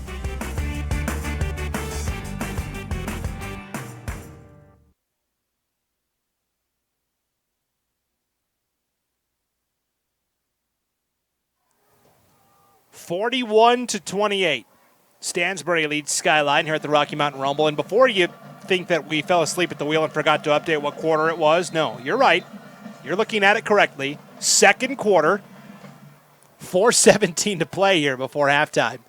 Skyline will kick away again here on the return. This is the guy who's been did a lot of early damage, has been pretty quiet since. That's Hamilton out on the return, just across the 30 to the 31. So Skyline, you mentioned it, couldn't ask for a better drive if you're head coach Scott Berger. All on the ground, capped with a 12-yard touchdown run by Abron Silverio to get you to within 41-28. But again, not to sound like the broken record here, but can Skyline's defense get a stop? That's really the only way they're going to be able to get back in it. And they haven't been able to stop them in the run. They haven't been able to stop them in the pass. 41 points. Speaks for itself. Toss play, left side. Halu will pick up 7 off the edge. And as soon as I write down 7 in my little score sheet here, I'm going to look up and they're going to be lined up ready to go for the next snap. It's actually closer to 8 yards, so we'll give it 8 to Matiaki Halu. 2nd and 2, Harris, quarterback draw, and broke away from the first tackle, but still brought down a yard shy of the first down, only got to the 40. Nice job defensively by Skyline that time. First contact was made by Eric Blomquist, and then Kason Smith finished it off. 3rd and a yard, handoff to Halu. First down to the 50. Gain of 9 for Matiaki Halu on 3rd and 1. So that last name we called, Eric Blomquist for Skyline, spent his first 3 years as a Firth Cougar, has now transferred to the Grizzlies to play defensive end. 1st and 10 for the Stallions. Low snap. Harris doesn't care. Going to take a deep shot. Scott is man. Breaks a tackle. Will take it all the way for a 50-yard touchdown. Matiaki Halu. 3rd time he's found the end zone tonight. 1st time through the air. And that is a 50-yard touchdown bomb from Harris to Halu. And finally, they were able to connect. I mentioned it earlier. They've been trying that a couple times at the beginning of the game, and the ball was overthrown, but that was with the wind with them. Maybe this, as they were throwing into the wind, that they finally were able to connect. And again, Stansbury going to line up and go for 2. 7 touchdowns in this first half for the Stallions.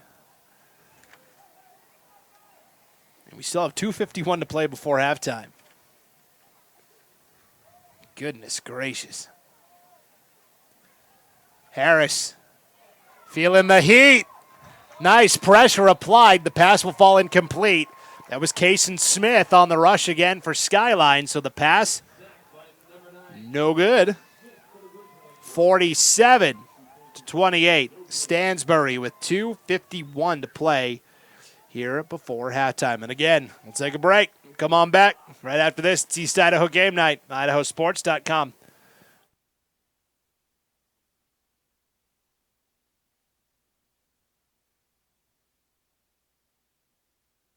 I am Kevin, and I'm from Idaho Falls. It's important for the disabled to be vaccinated because of COVID. I chose to be vaccinated because I didn't want to be sick or in the hospital. Getting the vaccination, my experience was painless and worth it. It was a very wise choice.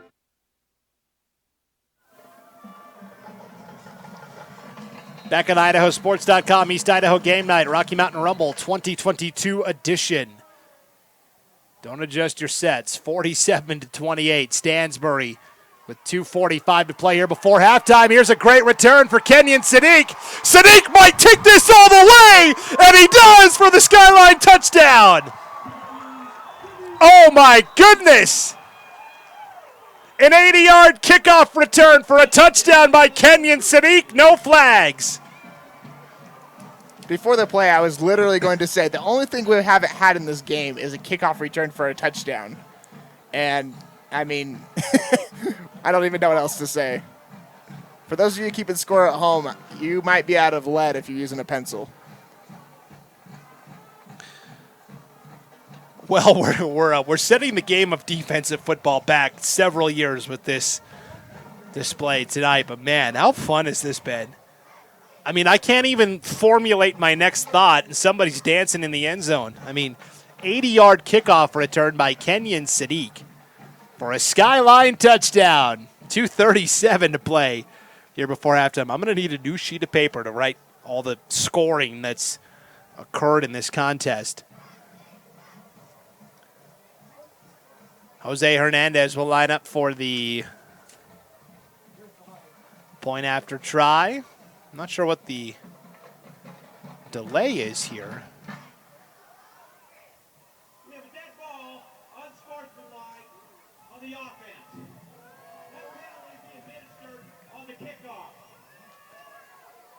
Okay, so an unsportsmanlike conduct penalty against Skyline.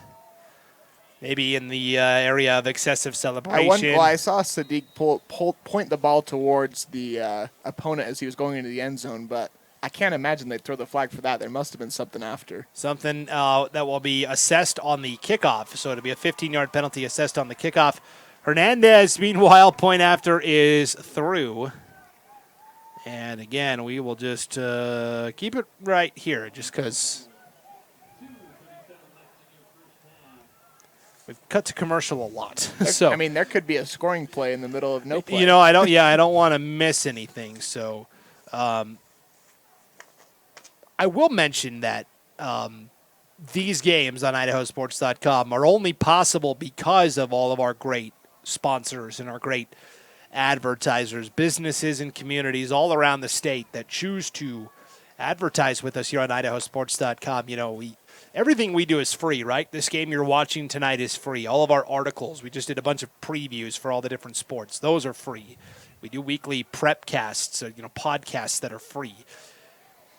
Very rarely do we ask you to pay for something on IdahoSports.com. And while that's great for the fans, it costs money to produce all that stuff. You know, we got to pay our employees. We got a lot of broadcasters, a lot of writers around the state. So what we do at IdahoSports.com is only possible because of those great business sponsors. And if you want to help us out so we can keep doing cool stuff like this, you know, you can be an in-game sponsor. You can, we have what's called banners. So if you click on the Skyline football schedule at IdahoSports.com, your business logo could be there in the form of a banner. That's a great way to support our local schools as well. Send an email to Logan at IdahoSports.com. And so now with that 15-yard penalty, look at this. Jose Hernandez just kicking off from his own 25-yard line. We might have back-to-back kickoff returns. Will they return the favor? I'm just saying. Hernandez gets a pretty good boot into it. It's going to be taken at the 20-yard line. This is Hamilton on the return out to the 44-yard line. So we're right about where he took the last one. So, all right, here we go. 2:31 before halftime. 47-35. Stansbury. So again, Skyline within that two-score window, officially 12 points. Got to get a stop, though. It's got to feel like 50 right now for them because it just hasn't gotten smaller. It's got to feel like 50 because it's 47. It's literally 3 points away from 50. It like quite literally is 50. Harris was going to draw back to pass. Instead, will take off and run and kind of gets upended after a modest gain of 4. Modest by his standards. And again, boy, Kason Smith has been all over the place for Skyline tonight on that defensive line. So Harris gets only 4 on the carry. 2nd and 6 will sling into the flat. That is Hamilton with a nice spin move across the 50 to the Skyline 48. A gain of 4 from Harris to Hamilton. First time he's caught a pass in some time. It still is 6th reception of the night. 3rd and 2. First third down in quite some time for Stansbury. And just like that, Harris is able to break it on the fake toss. We'll take it to the 41-yard line of Skyline, a gain of 7 and a first down. Meanwhile, we're down to 1:40 to play before halftime. Stansbury trying to go up 3 scores before the halftime break. 1st and 10 from the Skyline 41. Harris takes a deep shot downfield and just beyond the fingertips of Halu. Didn't miss by much. And I think Halu kind of got turned around. It looked like he was looking straight up into the air. Halu has scored 4 touchdowns in this first half, 3 on the ground, 1 on the 50-yard touchdown reception. Of course, the top performance we saw today was from Brecken Lashy, the quarterback from South Summit, who scored 7 touchdowns, 6 passing, 1 on the ground. Slant route that time incomplete. They were trying to go to Brock Wilson on the slant, and it's kind of rare territory for Stansbury, a 3rd down and 10. I don't know the last time they faced a 3rd in this long. I mean, last year? I don't. Not today. Maybe not the first 2 games of the year. 3rd and 10 for Stansbury. And they take a look to the sideline, I think, for the first time, too. Yeah, I mean, it's been a long time. 1:26 to go here before halftime.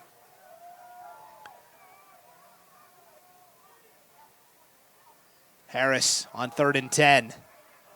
Will take a shot to the sideline, threw it high for Hamilton, incomplete. A rare off-target throw from Ezra Harris. And now it's 4th and 10 with the ball at the Skyline 41-yard line. It looks like Stansbury's going to stay out there and go for it.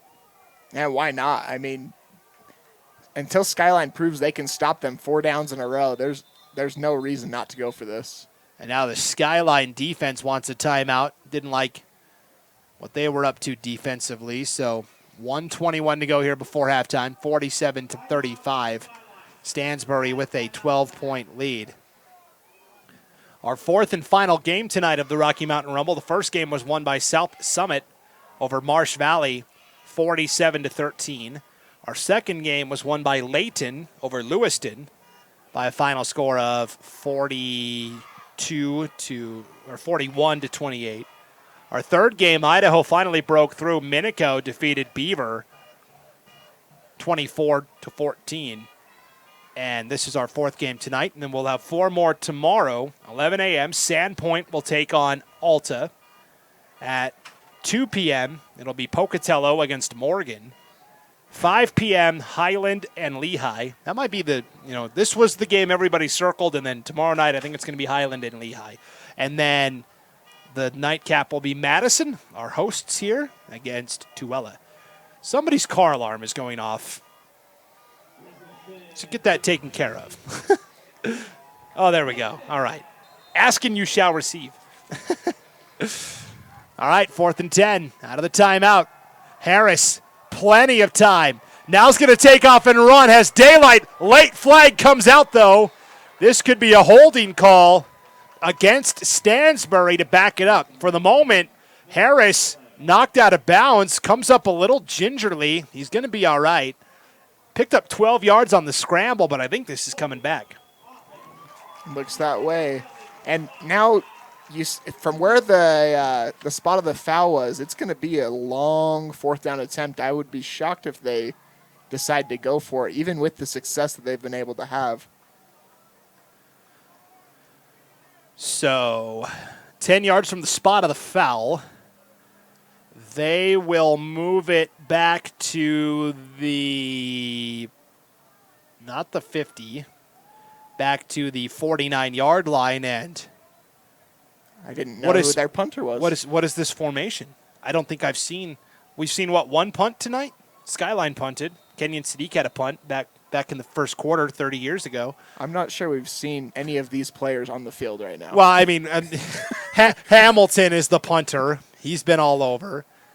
Hamilton with a pretty decent punt will take a Skyline bounce, though. And Sadiq picks it up on the hop. Will take off and run. And a return out to the 39-yard line.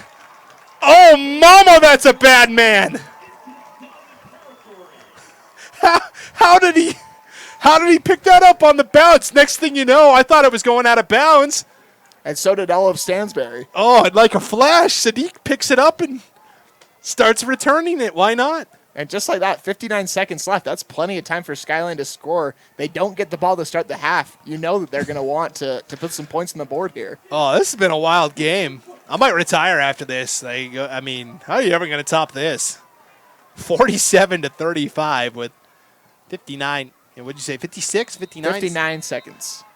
59 seconds to go here before halftime. 1st and 10 for Skyline with the ball at the 39-yard line of Stansbury. Hackey, back to pass, has time.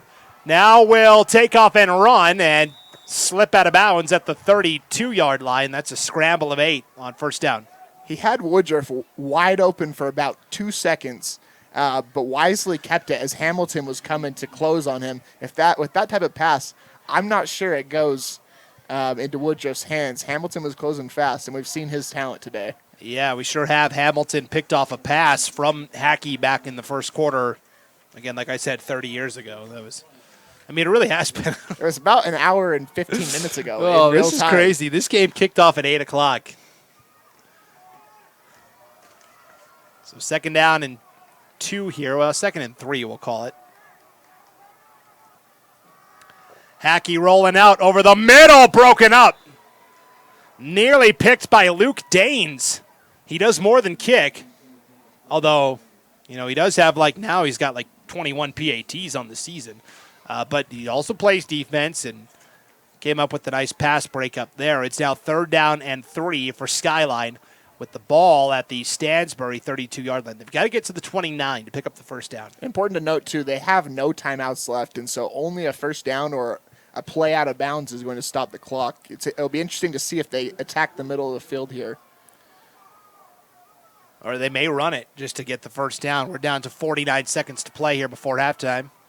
Hackey, screen pass, caught by Sadiq, made one-man miss, and now he turns on the turbo jets across the 20 to the 16-yard line. Penalty flag, though, back at the 31, right where Sadiq caught it. So you're wondering if maybe this was an illegal block out on the perimeter by one of the other Skyline wide receivers. We will wait and see. It is. That hurts. It's a bad penalty.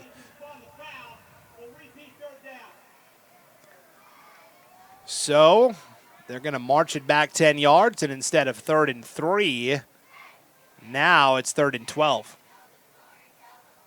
Now the clock starts to be kind of a factor in the opposite direction. Depending on the outcome of this play, Stansbury has 2 timeouts. They've proven they can score fast.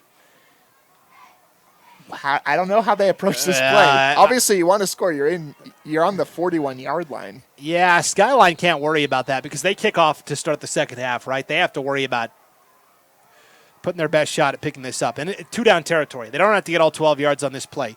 We are down to 30 seconds to play before halftime, though. No timeouts for Skyline. Hackey, step it up. Now we'll take off and run, and we'll be walloped. Oh, that's one of the big boys up front. That is Falanisi Vaca. 6 foot, 350-pound junior. Hackey gains no yards on the play. Skyline can just run the clock down here, down to 5 seconds, and throw a Hail Mary. But they got to hurry. They've only got 2 seconds left. Hackey, as time expires, will throw it. Caught by Caden Taggart at the 35-30, and will duck out of bounds at the 25-yard line. So after all that excitement, it is a gain of 15, and that is how the first half will end. Was that enough action for you, Dallin? I mean, it's only 47-35 at halftime. What? I don't even know what the second half can do for us. Well, I mean, we'll wait and see. Now we got to kind of take a halftime break. We're going to get out the calculator here and try and add up all this yardage and scoring totals. At halftime, a shootout was promised in the pregame, and a shootout has been delivered. Stansbury leads Skyline 47-35. We will be back with the halftime show right after this. You're watching East Idaho Game Night and the 2022 Rocky Mountain Rumble on IdahoSports.com.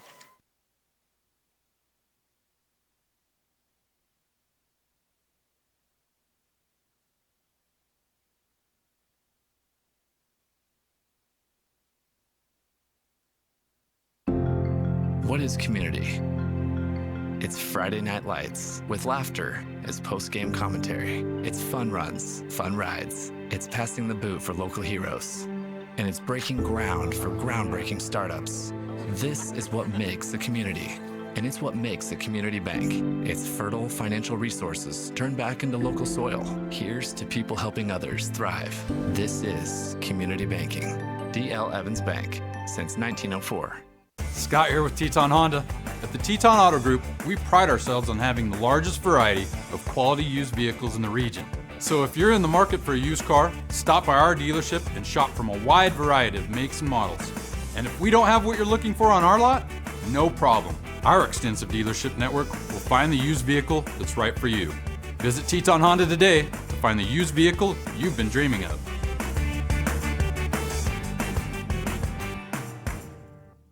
You can't make summer stand still, so make the most of every last second with a new Toyota at Toyota's National Sales Event. During Toyota's National Sales Event, discover our wide variety of fuel-efficient electrified vehicles. Toyota, let's go places. Some days, I choose the most difficult trail. I test my limits. Taking the hard path isn't always easy, but I know it's the right way. When I get done with my ride and I look back at what I've just accomplished, I feel amazing. It takes courage and determination to do hard things. But you can do them. Quitting tobacco and vaping is possible. You decide when. We'll show you how. Learn more at projectfilter.org or call 1-800-QUIT-NOW. At Valleywide Cooperative, we're here when you need us. For 100 years, we have been here to help you with food, fuel, and good old-fashioned advice. And for us, serving is more than a job, it's a way of life, which is why we pour so much into the communities around us. We've employed hundreds of your neighbors. We take pride in that, and in giving back millions in sponsorships, grants, donations, and scholarships. It's our way of saying thanks. We're Valleywide, and yesterday, today, and tomorrow, we're here for you. It can be a lot, trying to figure out how to make it. How to dream big and to wonder, what if? Because no matter where you are in life, if you don't know what's possible in Idaho, it's hard to keep asking, what if? Which is exactly why Next Steps Idaho was created, with everything from smart tools that help you figure out careers you might be suited for, to training and education options for you. So keep asking what if at nextsteps.idaho.gov.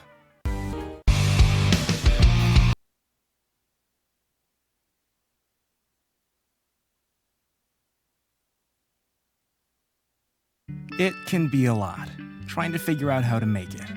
How to dream big and to wonder, what if? Because no matter where you are in life, if you don't know what's possible in Idaho, it's hard to keep asking, what if?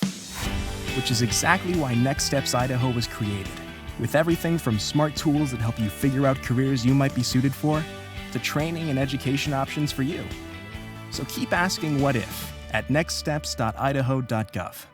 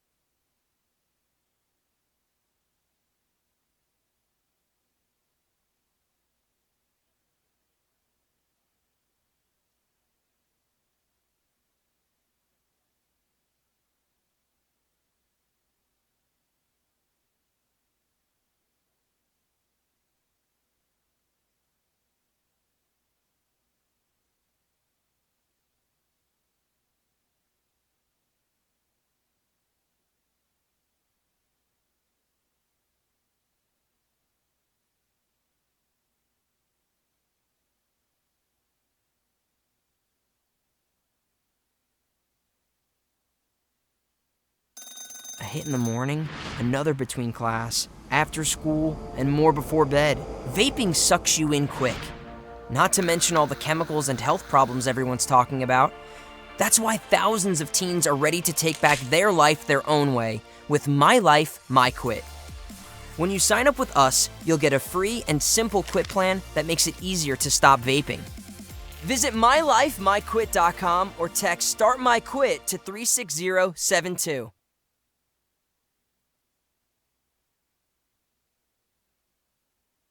You can't make summer stand still, so make the most of every last second with a new Toyota at Toyota's National Sales Event. During Toyota's National Sales Event, discover our wide variety of fuel-efficient electrified vehicles. Toyota, let's go places. We're a Valleywide country store.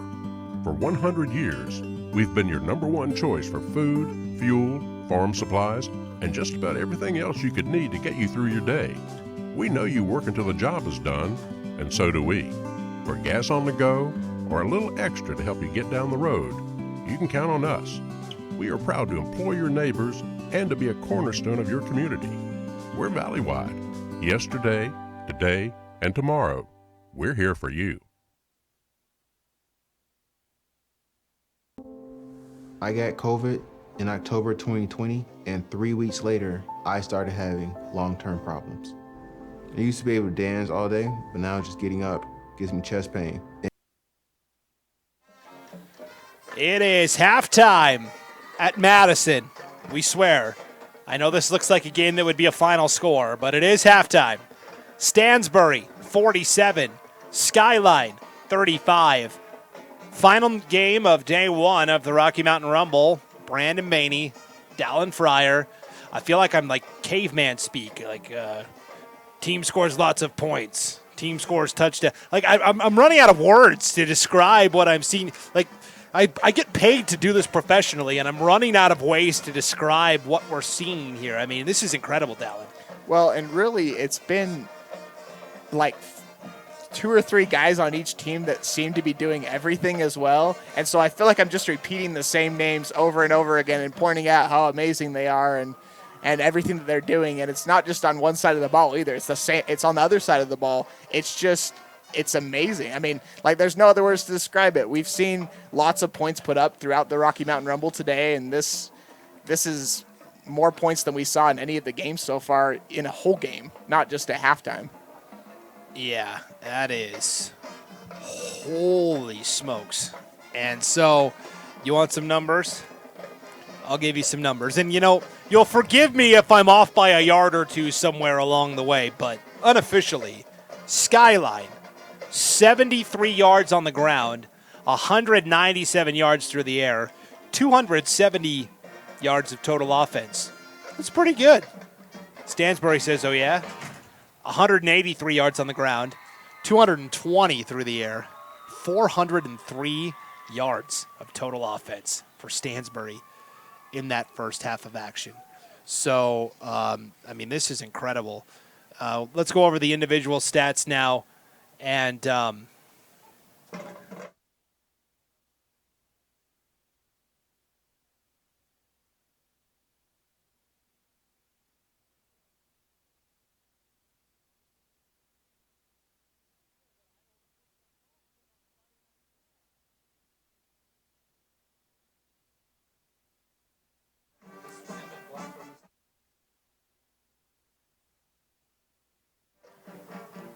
so, anyway, sorry, I had to take a break to double check my math, because when you're saying that Stansbury has 403 yards of total offense, you definitely want to double check it. This has got to be one of the only games that is still going in the state of Idaho, and certainly on IdahoSports.com. Well, and even the game right before us, the game lasted literally, it ended about this time. It ended at about an hour and 47 mark. Yeah, so let's take a look at Skyline's statistics first. On the ground, Abron Silverio, 7 carries for 29 yards and a touchdown. Caden Taggart has 2 carries for 26 yards. Lachlan Hackey, 6 carries for 15 yards, and Kenyon Sadiq, 1 carry for 3 yards. So, all told, not bad for Skyline on the ground. Through the air, Lachlan Hackey, 9 of 16 for 197 yards, 3 touchdowns, and an interception. And receiving-wise tonight, Caden Taggart leading the way, 6 catches, 122 yards, and 2 touchdowns. Kenyon Sadiq, he's made it count, 1 catch for 75 yards and a touchdown. Hamilton Woodruff, 1 catch for 1 yard. Abron Silverio, 1 catch for -1 yard. So those are the Skyline stats. And now for Stansbury. On the ground tonight, it is Matiaki Halu, 13 carries for 126 yards and 3 touchdowns. And it's the quarterback Ezra Harris, 9 carries for 57 yards. That's it. Those two have been the only guys that have run the ball tonight. Pretty darn effective. Ezra Harris, also pretty effective passing, 12 of 19 for 220 yards, 4 touchdowns, 1 interception in the first half. And then receiving-wise, He did a lot of the damage in the first quarter, but it's still Hamilton leading the way receiving-wise. Dylan Hamilton, 6 catches for 91 yards and a touchdown. It is Trent Jones with 4 catches for 52 yards and a touchdown. Halu, 1 catch for 50 yards and a touchdown. And then Brock Wilson, 1 catch for 27 yards and a touchdown.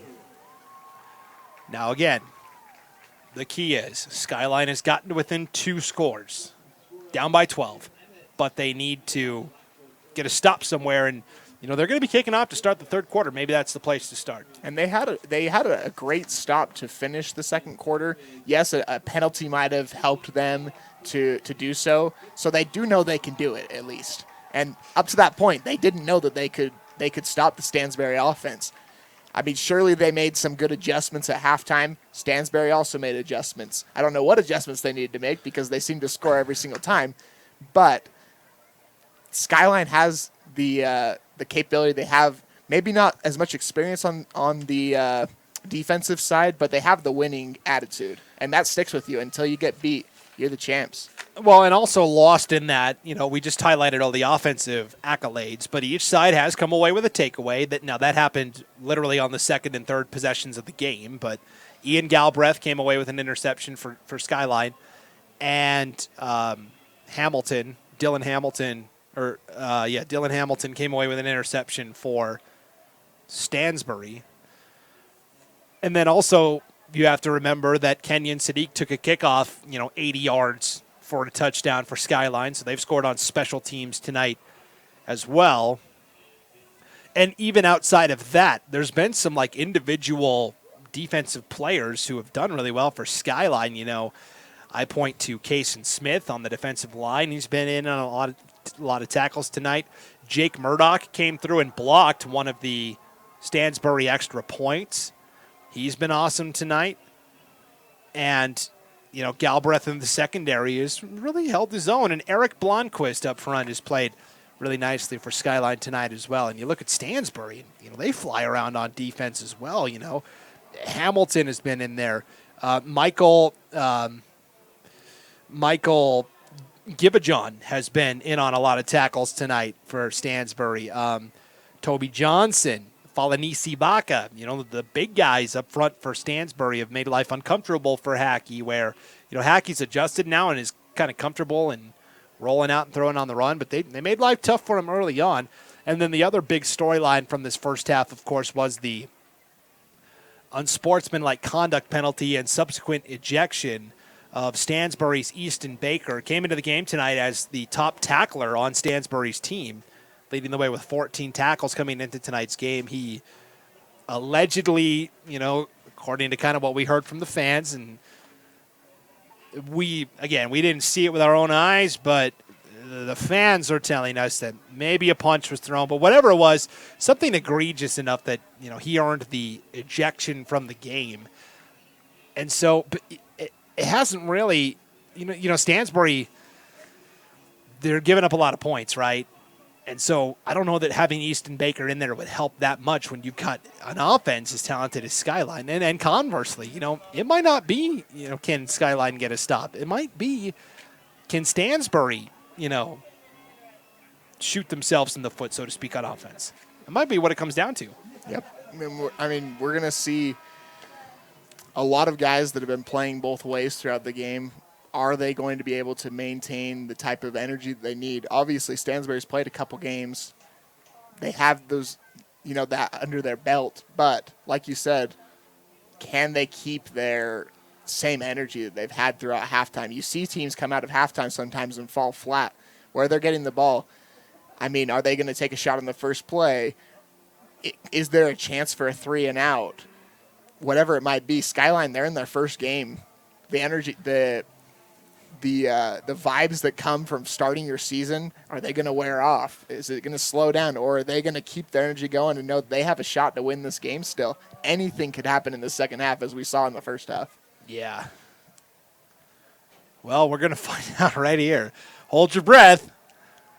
Any play is capable of going the distance. Going the distance and picking up speed. Kicking off here for the Skyline Grizzlies to start the second half is Alex Dennert. So Dennert will put the ball on the tee, and back deep to return for the Stallions of Stansbury. Hamilton is back there. Looks like also Brock Wilson. And we'll go into the end zone for a touchback. And again, the wind pretty consistently blowing that direction, right to the west. So whatever team on offense has that side to work with in this third quarter, that Skyline, got to take advantage of the wind while you have it. Did I just see you shiver, Dan? Yeah, I just got it. Well, I was watching Josh, and he looks like he's pretty cold, and for some reason it hit me just sitting here. I'm not cold, but I definitely felt like a chill. I thought that you were going to say this game was giving you chills, but... Oh, it's up there. So here we go. 1st and 10 for Stansbury, starting from their own 20-yard line. Harris on a slot slant. 15 yards and la-di-da, first down. That is Trent Jones on the reception. No big deal, just another 15-yard pass. What a wild game. 1st and 10. Handoff this time. Halu cuts back in and will take it for a gain of 8. And again, they just run that no-huddle offense. It doesn't stop. Play will stop now because the Skyline Grizzly down and injured on the field. So while they attend to the injured Skyline player, let's go ahead and thank some of our local sponsors tonight here. Lava Hot Springs, Idaho is your destination for a fun or relaxing day, whichever you choose. Just 11 miles off I-15, their world-famous hot springs are open daily from 8 a.m. to 11 p.m. The all-natural geothermal hot springs are always a warm 102 to 112 degrees. Come and soak your worries away. Their outdoor Olympic swimming complex with water slides, diving boards, platforms, and more. Indoor aquatic center with Kiddie Cove and is open until September 5th, Labor Day weekend. Come and splash and play before they close for the summer season. Their indoor pool is open year-round. Check out lavahot.springs.com for more information.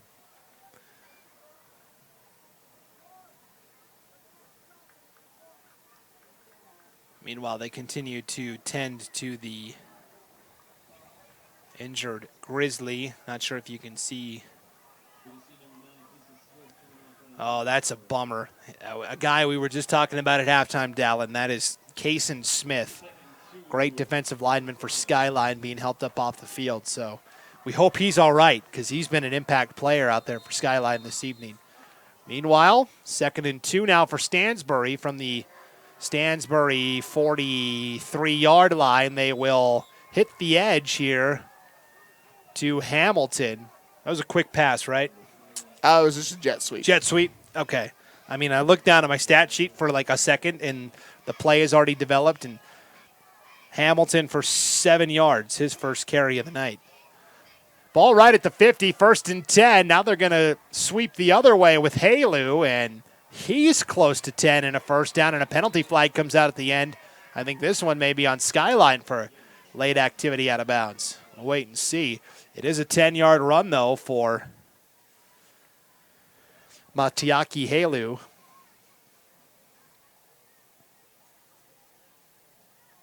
He's just picking up right where he left off. We'll get this all sorted out. 11-12 to play here in the third. 47-35 Stansbury.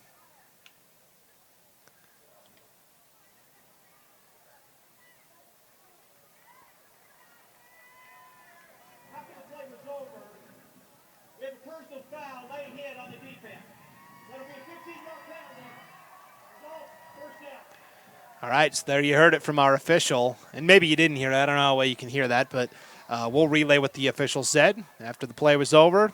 Unsportsmanlike conduct, late hit out of bounds, 15-yard penalty. First down for Stansbury, 1st and 10 at the 28-yard line of Skyline after that 12-yard run by Halu. And another touchdown. That was the most anticlimactic touchdown call. 28 yards to Trent Jones. The onslaught continues. I saw you look down for just half a second. I thought I'd let you know what was going on. Thank you. Much to your surprise, I'm sure. Well, I mean, I don't even know why I'm trying to keep stats at this point. I mean, this is just bananas. 28 yards from Harris to Trent Jones. 54-35. Stansbury, 10:53 to play in the third. We'll take a break. Come on back right after this. It's East Idaho Game Night on IdahoSports.com.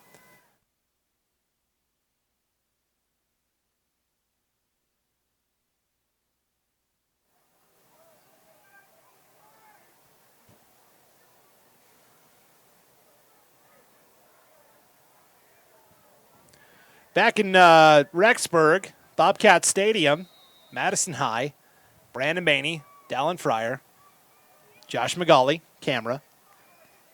54-35 Stansbury. Short kick taken on the return here by Hamilton. Woodruff brought down at the 21-yard line. And, boy, that was a great tackle downfield for Stansbury's Mason Maxwell. And all right, 54-35. You know, after the game's over, I could recap all the different scoring plays and stats. That might take as long as this game. You know what I'm saying? Like, wow. It's been unreal. I think we have to give a shout-out to our officials as well because this cannot be an easy game to officiate right now, especially the way that Stansbury moves the ball. They're getting everything set up so well. They're keeping the game under control after that ejection that happened earlier in the game. Really, hats off over to the officials. Yeah, it's been pretty buttoned up after that, actually. You know, you said it can go one of two ways, right? They can keep escalating or get it figured out. Abron Silverio on the carry, and not much doing there. Silverio takes it for a gain of 0. So it's 2nd and 10. Skyline's opening possession of the second half here. 10.5 to play in the third. I'm sure you wanted to say second quarter just because we said second quarter so many times. I mean, we were in that second quarter for like a year, so yeah. 2nd and 10, 5 wide here for Lachlan Hackey out of the gun.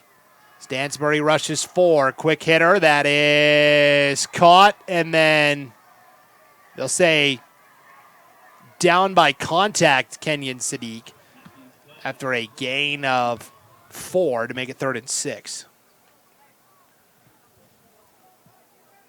It's a big play for Skyline right here. I mean, we've said it a couple different times throughout the game, but cannot afford to give the ball up just because their defense has not been able to stop them. So 3rd and 6 for the Grizzlies. 9.5 to play in the third. And Stansbury up 3 scores, 54-35.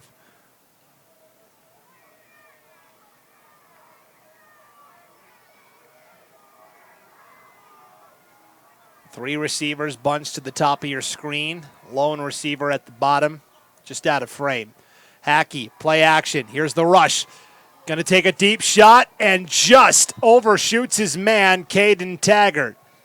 Incomplete pass. 4th down. And Skyline will have to punt for just, I believe, the 2nd time all night. You know, I didn't think to keep track of the punts in a game like this, but haven't had to very much. Yeah. Last time it was a very short punt.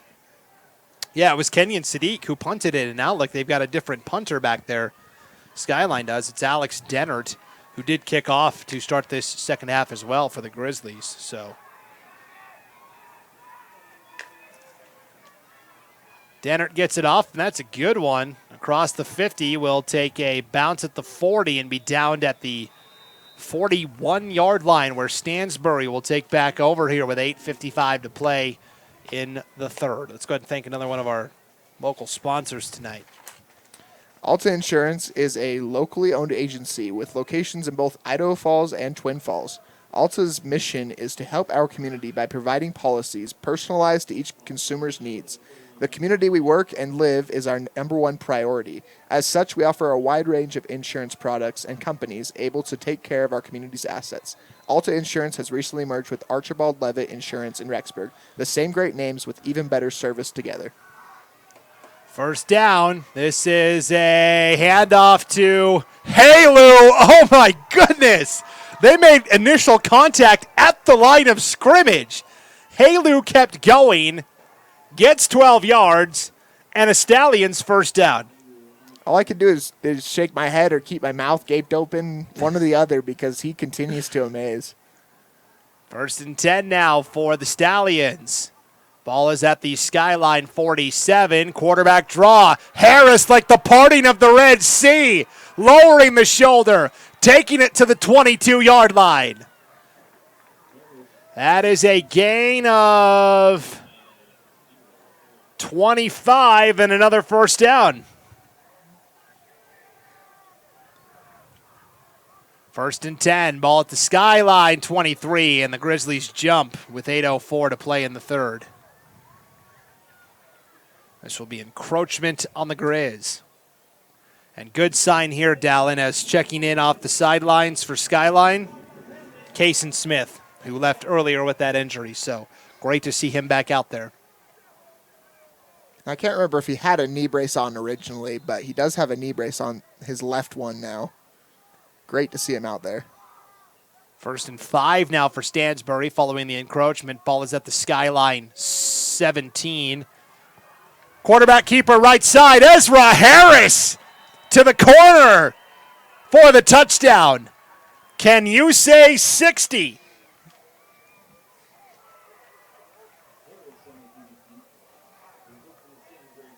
And Ezra Harris gladly will say 60 on that one. And I think they'll raise him to a 61. From a Stansbury point, you haven't been able to have very much success in the PAT department. That is the one thing they have struggled with today.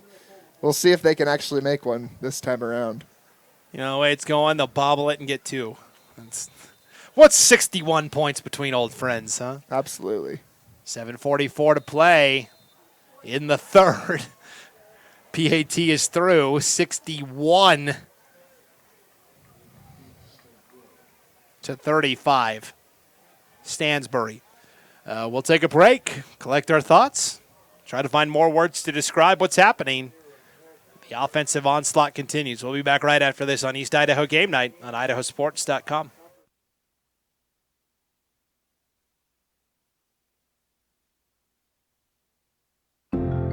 What is community?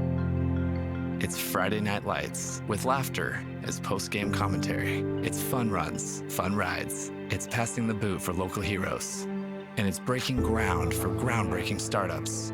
This is what makes a community. And it's what makes a community bank. It's fertile financial resources turned back into local soil. Here's to people helping others thrive. This is community banking. D.L. Evans Bank, since 1904.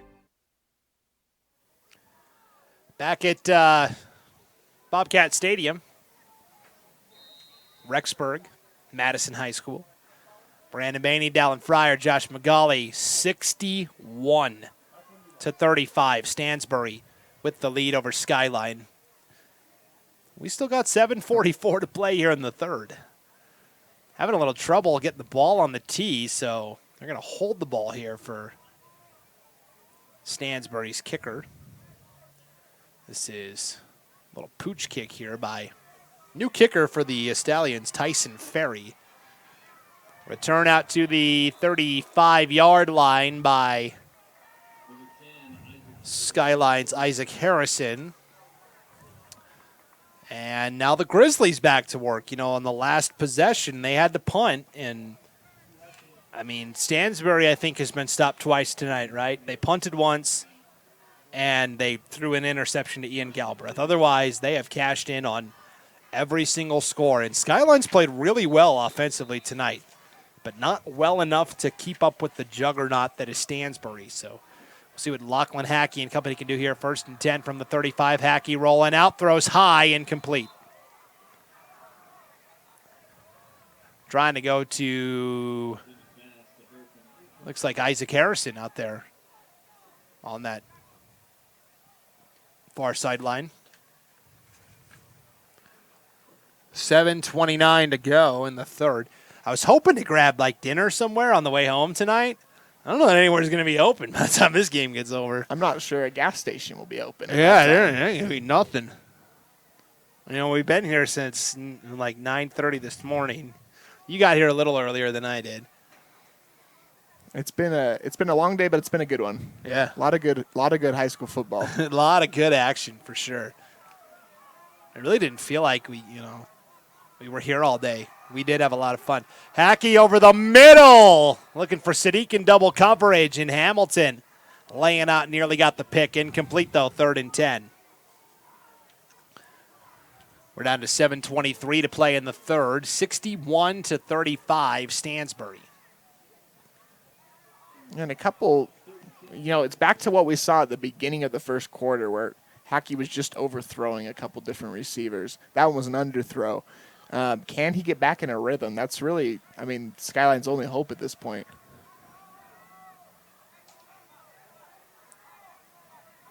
I was going to make a bad Star Wars reference there, but I won't subject you or the audience to that. 3rd and 10, middle screen, caught for maybe a yard. That's it. Kenyon Sadiq is popped by a couple of Stansbury Stallions, and that gets the Stansbury Park faithful on that far sideline up and jawing a little bit. That was basically a clothesline there by number 70, Falnisi Vaca. He was pumped. Yeah, Falnisi Vaca has played really well tonight. He's had a couple of big hits. Skyline gonna punt? Maybe. They're gonna take a timeout first to talk about it. We'll take the timeout too. 61-35, Stansbury. 6:43 to play in the third. It's East Idaho Game Night on IdahoSports.com. We'll be right back.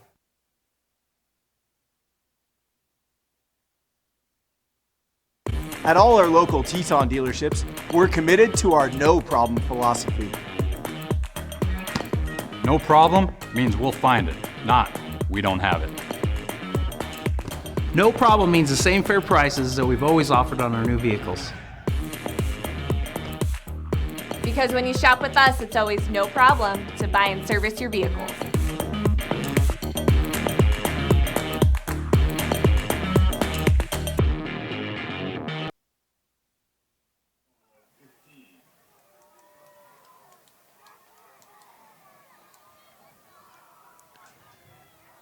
Out of the timeout, Skyline on 4th down will punt here, we assume. And they will. Another good one by Dennert. We'll take a Skyline roll, and we'll be downed at the 12. That's a nice, it's two, okay, so good news, bad news. Good news, the last 2 punts by Alex Dennert have been really good. Bad news, Skyline needed touchdowns, not punts. So now it's Stansbury back to work, and you wonder, they're going to keep the starters out there for one more series, I bet. And if they score here, then maybe but with how explosive Skyline's offense is, I totally get it. People are going to look at this and go, oh, they're up 61-35 and they still have the starters in. And, well, yeah, because Skyline has, shown that they can score very quickly tonight. So no lead is really safe. So I get it. It will be Ezra Harris back out there at quarterback from his own 10-yard line, actually 12-yard line. Will throw in the flat. I believe that was Hamilton again. So Hamilton with the reception for a gain of 9.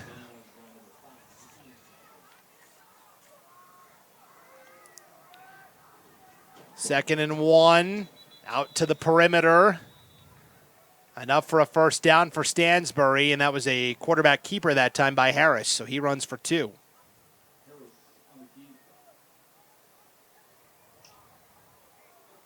That last grab by Hamilton was his 7th of the night. Well, getting close to the 80-yard mark. 1st and 10 for Stansbury, 6 minutes to play in the third. Now they're taking a little more time off the clock here. They were so up-tempo, hurry up earlier. Ezra, toss play. This is Halu looking for the edge. Penalty flag comes out. They're going to get the wide receiver, Gage Lambert, blocking on the perimeter. It was about a 9-yard gain for Halu, but that'll be coming back. And up till the hold, it was pretty good downfield blocking by the receivers. Something that maybe we haven't mentioned today that has been pretty effective for Stansbury. I mean, Halu obviously has been breaking tackles and everything, using his speed, but the downfield blocking has been pretty good. It has been. So 10-yard penalty from the spot of the foul. Repeat the first down, and it's not going to be that bad because, like we said, Halu almost picked up the first down, right? He got 9 yards, and the hold was right there at the end of the play. So it's only 1st and 11 now. Ball right back where the play started, basically. Their own 29-yard line. Harris with a hard count.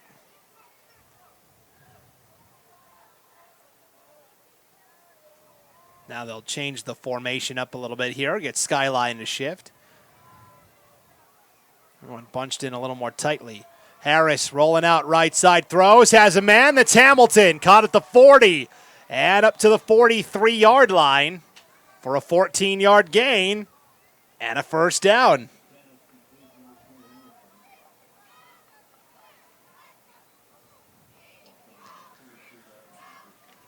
Down to 5:05 to play here in the third. 61-35, Stansbury. 1st and 10 for the Stallions from their own 43-yard line. Harris with an empty set here, 5 wide. Will take the snap, will throw off the hands of Hamilton, incomplete. My eyes just got wide there. I didn't know he could drop a ball. Right? I didn't know that was possible. He's been so shorthanded with everything tonight.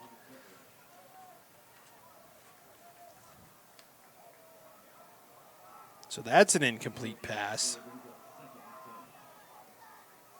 2nd and 10 now for Stansbury. Skyline, Kenyon Sadiq was out there on defense. He sprints off. We'll see what the Stallions decide to do here. And they are taking the air out of the ball a little bit here. 2nd and 10, quarterback keeper for Harris. Will bounce it to the outside, the 35, and driven out there. A gain of 23, and a Stallions first down.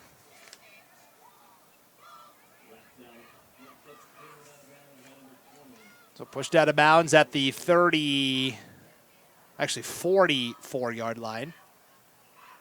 Oh, 34. You're right. Yeah, 34. Okay. My brain's fried at this point. A lot of numbers. 4:20 to play in the third. Deep shot, Harris. In and out of the hands. What would have been another Stansbury touchdown instead falls to the turf.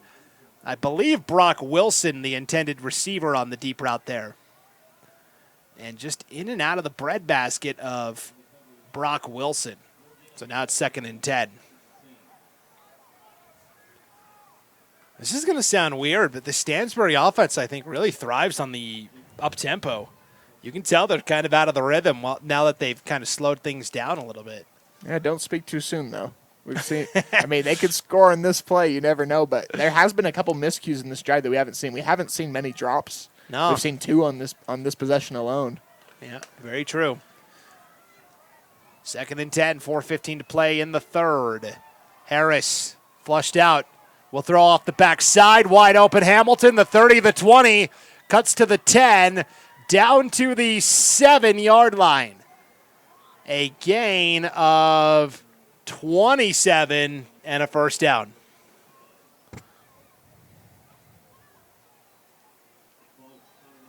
Hamilton kind of slipped out of the flat there, and everyone forgot about him. And now look at this, up-tempo. Harris, toss play. This is Halu looking for the corner. He's got it! Touchdown, Stansbury. Touchdown number 5 for Halu. Holy smokes.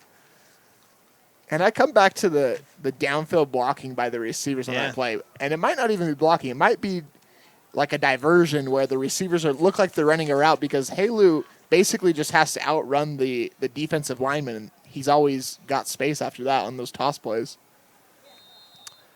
Point after try by Daines is through. 67. right? No, 68. 68 to 35 Stansbury. They scored 72 in that week 1 game and only 4 points off that pace. Will they get there? We got plenty of time. Plenty of time. 3:39 to play in the third. We will be back right after this break. It's East Idaho Game Night on IdahoSports.com.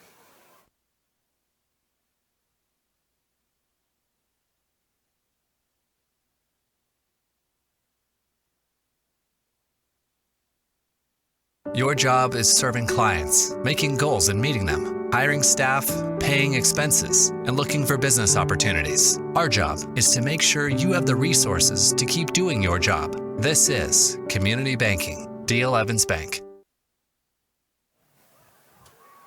Back at Bobcat Stadium in Rexburg. Okay. Hey, that guy we've been talking about all night tonight, Matiaki Halu, the guy who's, scored 5 touchdowns and put up more than 200 yards all-purpose. Yeah, he committed to the University of Utah. He's going to be a Ute. Pac-12, now Pac-10 player. That's pretty impressive. Also, the coverage downfield, pretty impressive. Back-to-back special teams tackles by Mason Maxwell of Stansbury. And now Skyline facing a 1st and 10 here with 3:32 to play in the third from their own 23-yard line. And it looks like for Stansbury, they've still got their first-team defense out there at least. We'll see if they just ride them to the end of the quarter. Maybe they want to just keep this lead in the 30s through the rest of this quarter. They've been good with stopping the Skyline offense so far this third quarter. I mean, here's the deal. As long as Kenyon Sadiq and Caden Taggart and Abron Severi are out there, defensively, you can't go to your backups. You just can't. That's the reality of it. Handoff up the middle. This is Silverio on the carry. Maybe got right back to the line. Yeah, that's it. I mean, you just can't. You can't put. I'm sure Stansbury's backups are capable, but against Kenyon Sadiq, things could change real fast. Yeah. 33 points in this game is. It's more like 15 points. We saw Lewiston today score 3 touchdowns in relatively short order against the backups from Layton.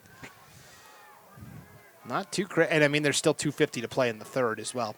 2nd and 10. Hackey out of the gun. It will be a quarterback keeper off the right side, and Hackey will get 2.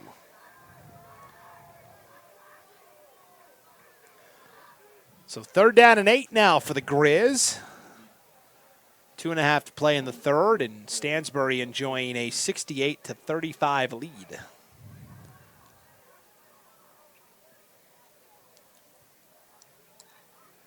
Wind still blowing, too, and it's all to the west end of the stadium, which is the direction Skyline is going here.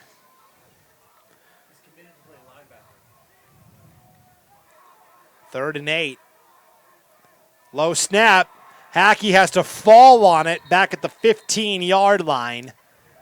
That will be a loss of 10 and a 4th down, and Skyline will have to punt again. Just a low snap that came back on the ground, and Hackey never really had a shot at it. And so Dennert will come out. He's had 2 really nice punts for Skyline in the last 2 possessions. Meanwhile, we're down to 1:30 to play here in the third.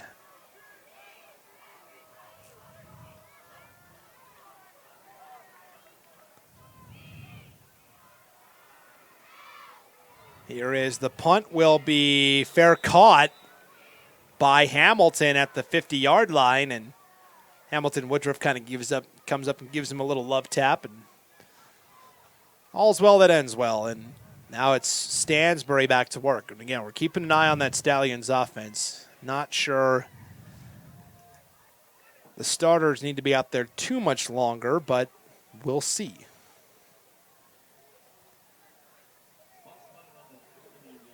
They look to still be coming on the field. And they're out there still, sure.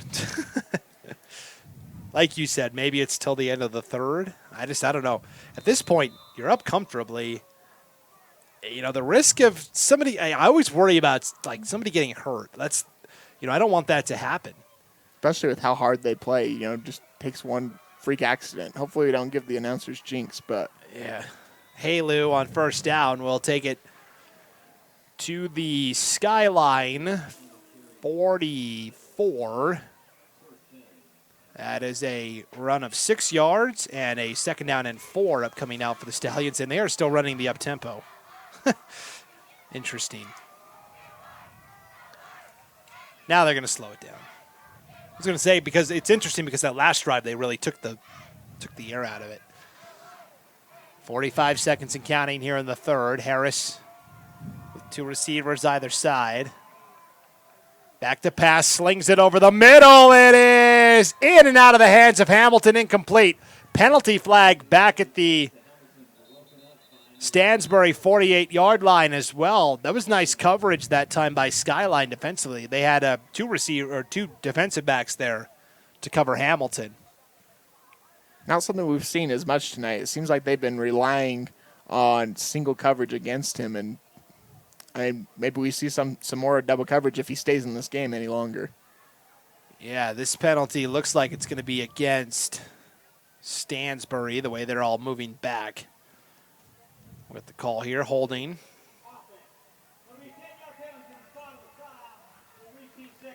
All right, so a 10-yard penalty, spot of the foul, and now it's going to be 2nd down and quite long. The ball's going to go all the way back to Stansbury's 39-yard line.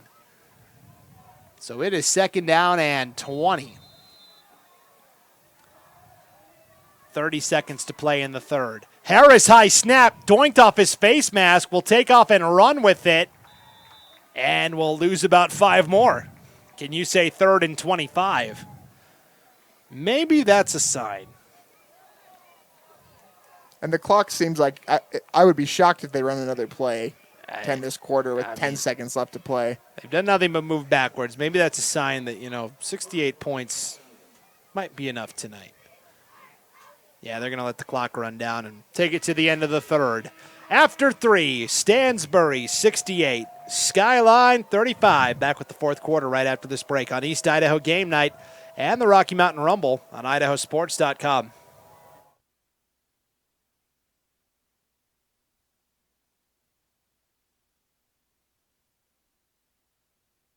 Dave here.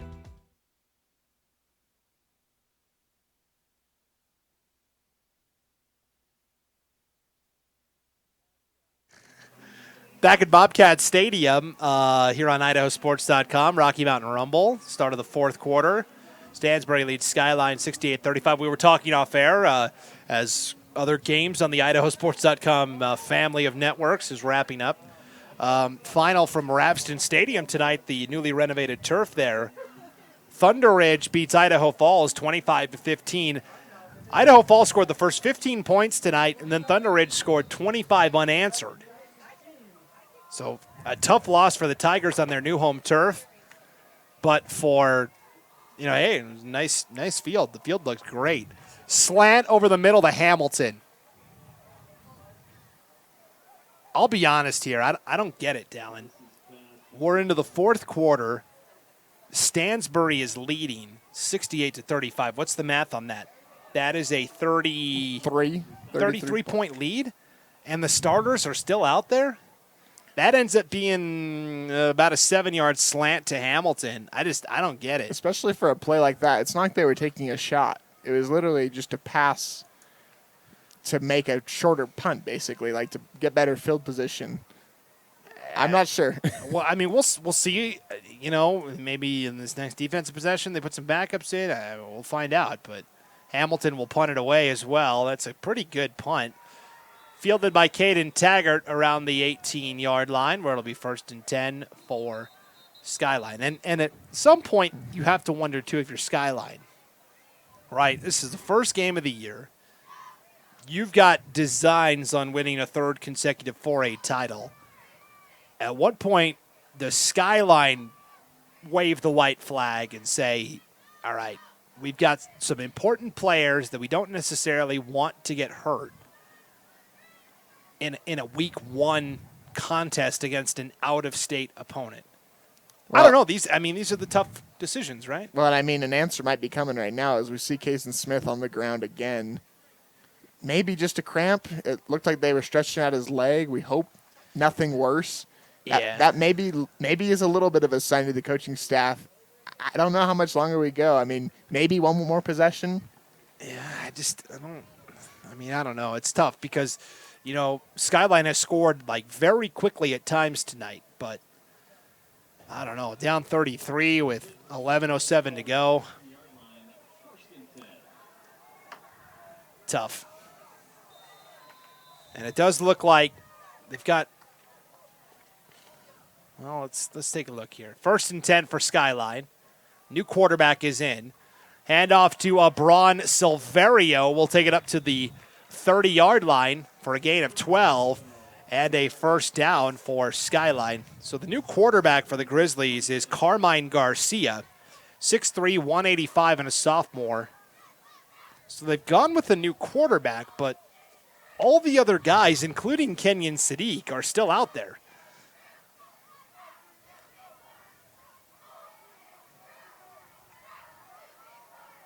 So Garcia all alone out of the gun now. 10.5 to play. Quarterback keeper for Carmine Garcia. Look at this, dancing his way out of trouble a couple of times. He's able to pick up 4 yards. Something you like to see from a new quarterback. And it's more than likely his first varsity action. So Garcia, they'll mark him out at the 34, so we'll give him 3 yards on that scramble.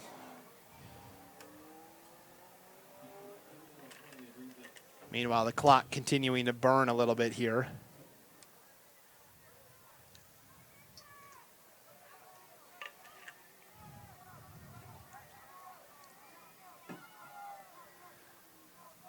Second and 7.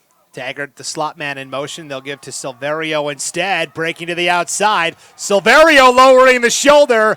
Finally banged out of bounds at the 42-yard line of Stansbury. Braun Silverio still running hard here in the 4th. And, Stansbury still has their starters out there, right? We see Haleu out there and Jones and Hamilton just made the stop. Yeah, so this is kind of like a game of chicken, right? Or the Cold War, right? Neither side wants to blink, and all right, I guess we'll play it out with most of the starters. 1st and 10. Quarterback keeper Carmine Garcia bottled up. First guy there for the Stallions that time was Michael Givajon. Givajon and Toby Johnson combining on the stop. Loss of a yard for Carmine Garcia with 9:15 to play. 68-35, Stansbury lead. Grizzlies trying to put a dent into that 33-point deficit. 5 wide here for Garcia. Slot man in motion. Now it looks like a couple more substitutes have come in as this is a new player breaking it against the grain. First carry of the night for Zion Crockett. And Zion Crockett takes it for a gain of 15+ for a Skyline first down. That was a very composed run for somebody that just had his first run of the whole entire season. Very composed as he cut back. Well, and he's a wide receiver, and he's just a freshman. 5'9", 150, and a freshman. So he's not even used to, a running play necessarily, right? He's a wide receiver. Very impressive. So Garcia ready now. 1st and 10. Silverio, the man in motion. They'll fake to Silverio. Keep on the outside to Garcia, and Garcia crunched again. Haleu on the tackle. So now you've clearly got Skyline backups competing against Stansbury starters. With very few exceptions. We still see I think the front line is still essentially the same, but the ball is not going to the names we've been calling all throughout the night. Yeah, and I mean, Bron Silverio is still out there, I guess, for Skyline as well. I guess I don't want to say anything too inflammatory here. Garcia rolling out, throwing deep, has a man, passes incomplete. Juggled and not able to get a foot down was Silverio along the near sideline, and so incomplete pass, 3rd and 10. And again, from Stansbury's perspective, 8 minutes to go, you're down 33, you're still passing the ball. Yeah, but it's Carmine Garcia. He's the next quarterback for Skyline, just a sophomore. So, I'm okay with him throwing the ball and getting some, passing reps. Nothing wrong with that.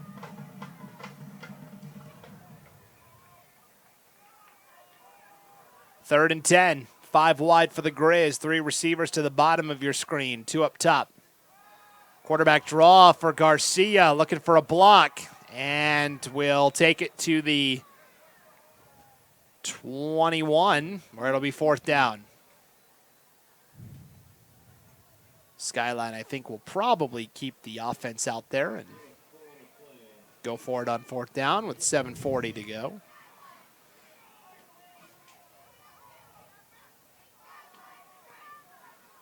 We'll see what they draw up here.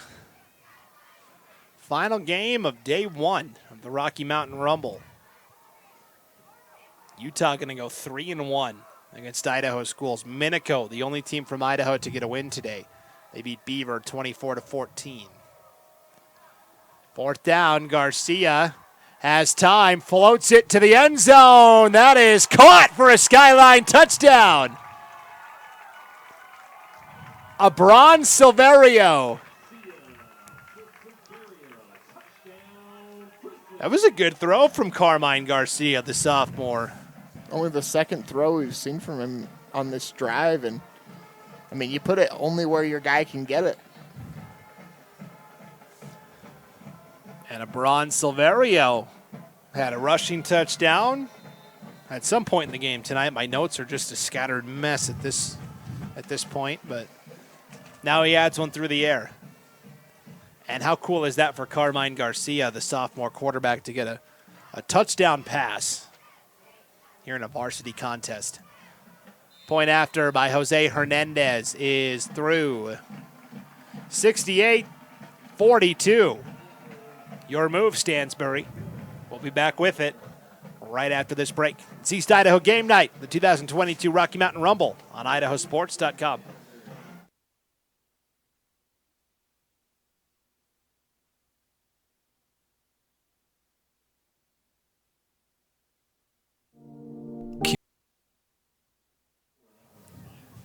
IdahoSports.com, East Idaho Game Night, Rocky Mountain Rumble, Madison High, Rexburg, Bobcat Stadium, Stansbury, 68, Skyline, 42. I'm a broken man at this point. I can't formulate sentences anymore. I'm Brandon Bainey with Dallin Fryer and Josh McGauley on camera. The latest touchdown from Skyline came on an 18-yard touchdown pass from Carmine Garcia to Bron Silverio. And somebody called a timeout on the kickoff. Okay. Somebody really wants to make sure I don't get home by midnight tonight. I wonder if they meant to put their hands team out, because you see Halu coming out now amongst other skilled players from Stansbury. Yeah. I don't know. But whatever. It's fine. Oh, you. All right. New rule for next year's Rumble. These two aren't allowed to play each other. They're going to get split up, and they're going to play somebody else. I will say they did a pretty good job of matching up teams with similar styles, right? We saw Minico and Beaver, a couple of triple option teams, and now we've got Stansbury and Skyline, a couple of air it out, sling it around clubs. And, all right, now the question is, who comes out on offense for Stansbury? Is it the second unit? It doesn't look like it so far. Still see Halu standing in the middle of the field. We'll take a minute to look.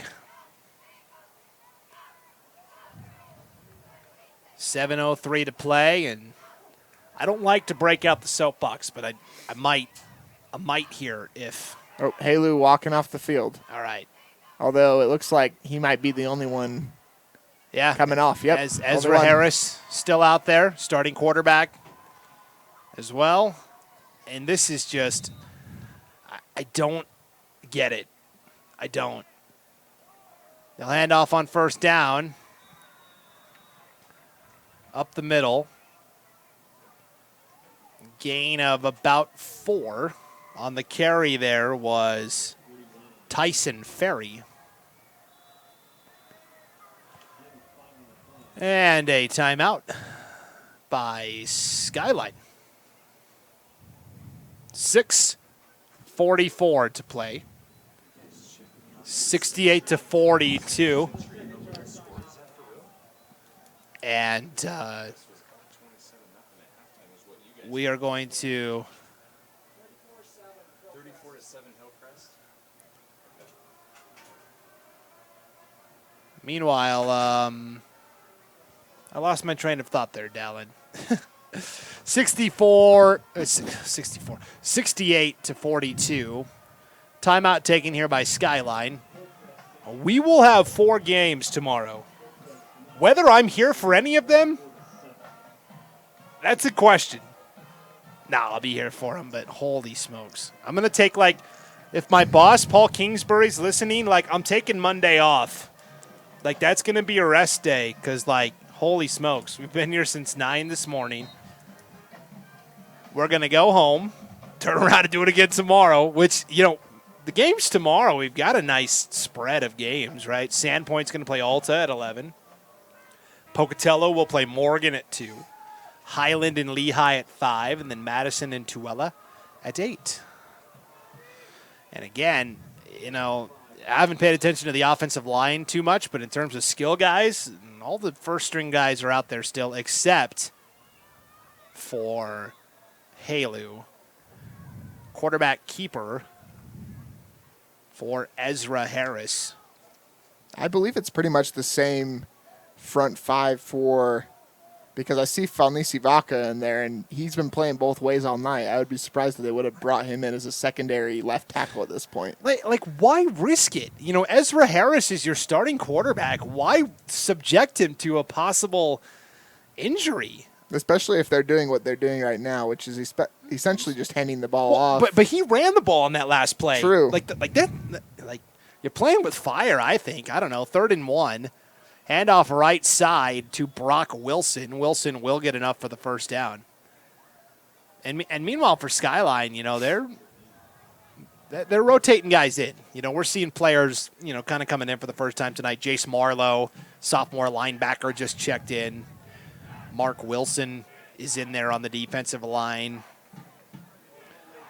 Corbin Lancaster, sophomore corner, is out there. So Skyline very clearly is hey, we're kind of mixing and matching some of our backups, and it just isn't the case with Stansbury. I mean, they've still got Dylan Hamilton lined up in the slot over there. Now, I understand they're running the ball mostly, but I don't know. They've got enough guys on the sideline, right? You would think so. It's just interesting. I don't know. It's one of those things I'll never understand, I guess. I'm not a coach, so. Well, I mean, we haven't watched their first 2 games. There's a very good chance that maybe their starters didn't finish any of those games, and they just want to let them have the full 48 minutes of a game just to see what it's like. Yeah, I don't know. I mean, they'll get to that point at some point this season, right? At this point, we're just guessing, so I mean, it could be anything. Just rampant speculation up here in the booth. We have official sources, but we're not telling you who. 8-yard gain on that last run, by the way, by Stansbury, makes it 2nd and 2.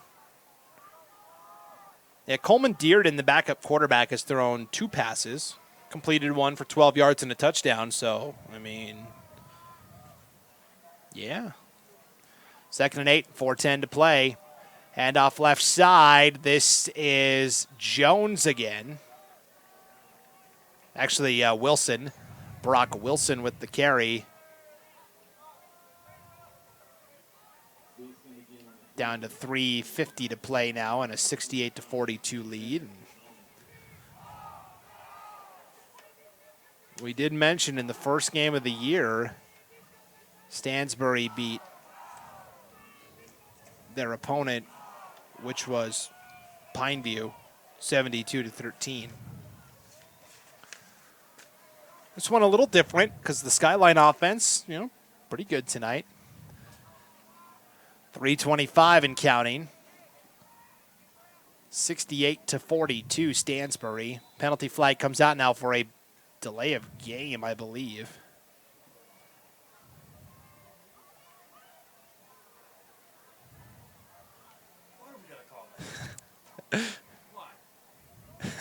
Josh, our cameraman, asks, why do we got to call that? We have to call that, Josh, because it's the rules. False start, so not a delay of game. I was going to say the irony of that penalty would be fascinating, but false start against Stansbury. Meanwhile, we trickle down to 3:15 on the clock. Hand off to Ferry left side, and Ferry will take it across the 40 to the 39. And so a good chance, now for one of the backup running backs here, Tyson Ferry. 5'7", 180 pounds, and a sophomore. He looked pretty explosive in the few attempts he's had in this fourth quarter, though. Yeah, he's looked good.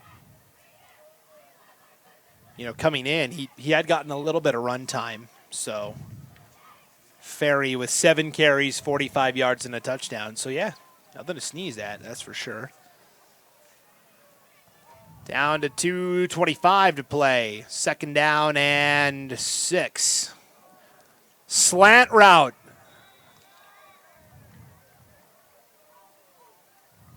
And enough for a first down. Ezra Harris completes the slant to Kaysen Roberts for a Stansbury first down. Ezra Harris, starting quarterback, still in there in a 68-42 game with 1:45 to play, throwing a pass on 3rd down. And I guess, I'm really trying to not, I guess the viewers can decide, how they feel about that. I know how I feel. I'm just going to leave it there. Was a good pass. Bootleg with the quarterback. I mean, you're asking for him to get hurt. Harris runs it to the 20. At that point, I'm just happy to see him stand up. I'm serious. I'm genuinely afraid as he fell down there because it looked like he fell and then he got his leg taken out. That genuinely scared me. Yeah, that was a kind of a awkward finish to the play. Maybe if I keep going, maybe I'm trying to earn a nice suspension from our boss, Paul Kingsbury. Oh, man, I get the day off tomorrow? Bummer. I think we might finally see a knee. Kneel down, huh? Let's take a look. Yep, there it is. Final 30 seconds in what started as a pretty entertaining ball game, but Stansbury was just too strong out of the gates. And for Skyline, though, before we take it to break, for Skyline, all in all, I thought it was a pretty good opener. They scored 42 points. They're playing a team that, this is their 3rd game. This is Skyline's first. You got to keep that perspective, right? Yeah, they've obviously got a ways to go before they can reach that state champion level that we've seen the last 2 seasons. But 42 points in the first game. And, Stansbury's defense is nothing to laugh at. Like, they've been productive in their first 2 contests. They were very productive at the start of the game. Skyline made adjustments and still were able to put 42 points on the board. Well, we'll go ahead and take a break here and bring you the IdahoSports.com postgame show right after this. The final, Stansbury 68, Skyline 42. Back right after this. It's East Idaho Game Night and the Rocky Mountain Rumble on IdahoSports.com.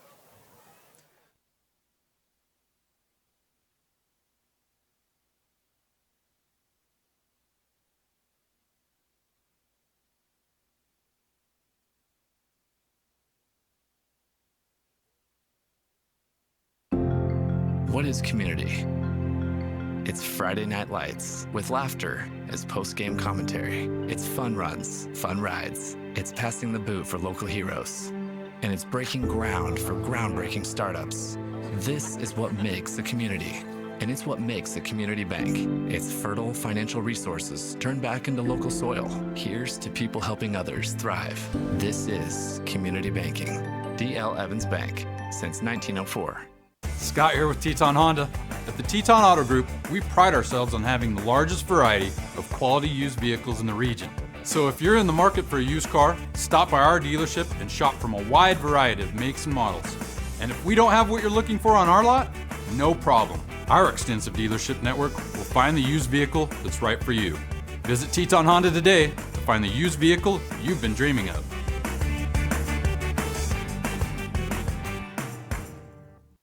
You can't make summer stand still, so make the most of every last second with a new Toyota at Toyota's National Sales Event. During Toyota's National Sales Event, discover our wide variety of fuel-efficient electrified vehicles. Toyota, let's go places. Some days, I choose the most difficult trail. I test my limits. Taking the hard path isn't always easy, but I know it's the right way. When I get done with my ride and I look back at what I've just accomplished, I feel amazing. It takes courage and determination to do hard things. But you can do them. Quitting tobacco and vaping is possible. You decide when. We'll show you how. Learn more at projectfilter.org or call 1-800-QUIT-NOW. At Valleywide Cooperative, we're here when you need us. For 100 years, we have been here to help you with food, fuel, and good old-fashioned advice. And for us, serving is more than a job, it's a way of life, which is why we pour so much into the communities around us. We've employed hundreds of your neighbors. We take pride in that, and in giving back millions in sponsorships, grants, donations, and scholarships. It's our way of saying thanks. We're Valleywide, and yesterday, today, and tomorrow, we're here for you. It can be a lot, trying to figure out how to make it. How to dream big and to wonder, what if? Because no matter where you are in life, if you don't know what's possible in Idaho, it's hard to keep asking, what if? Which is exactly why Next Steps Idaho was created, with everything from smart tools that help you figure out careers you might be suited for, to training and education options for you. So keep asking what if at nextsteps.idaho.gov.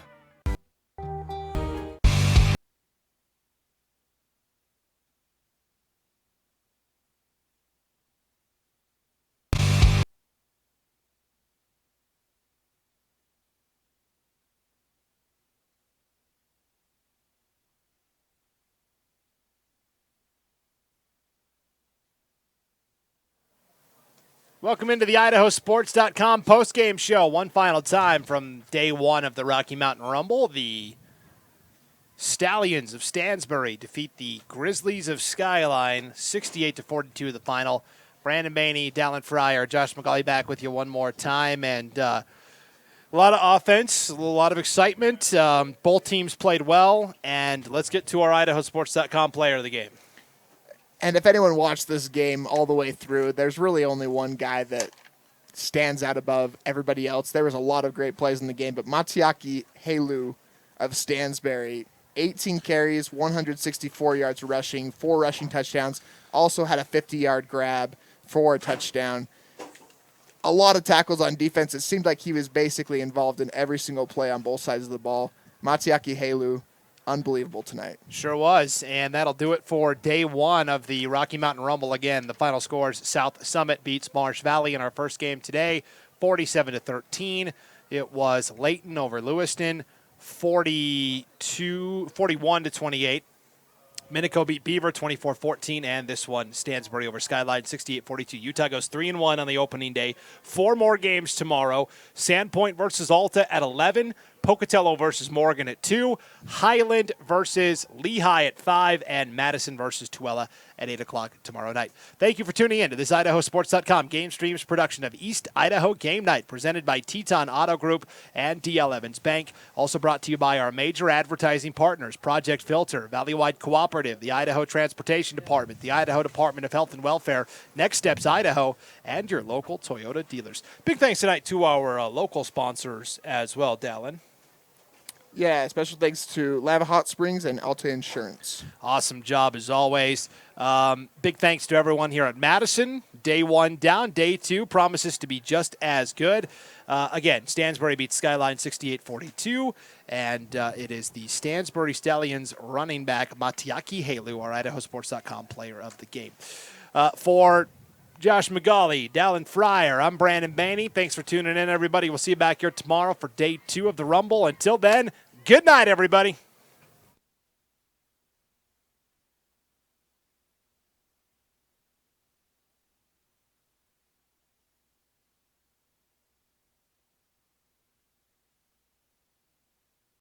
This has been a presentation of IdahoSports.com GameStreams. This broadcast is copyrighted to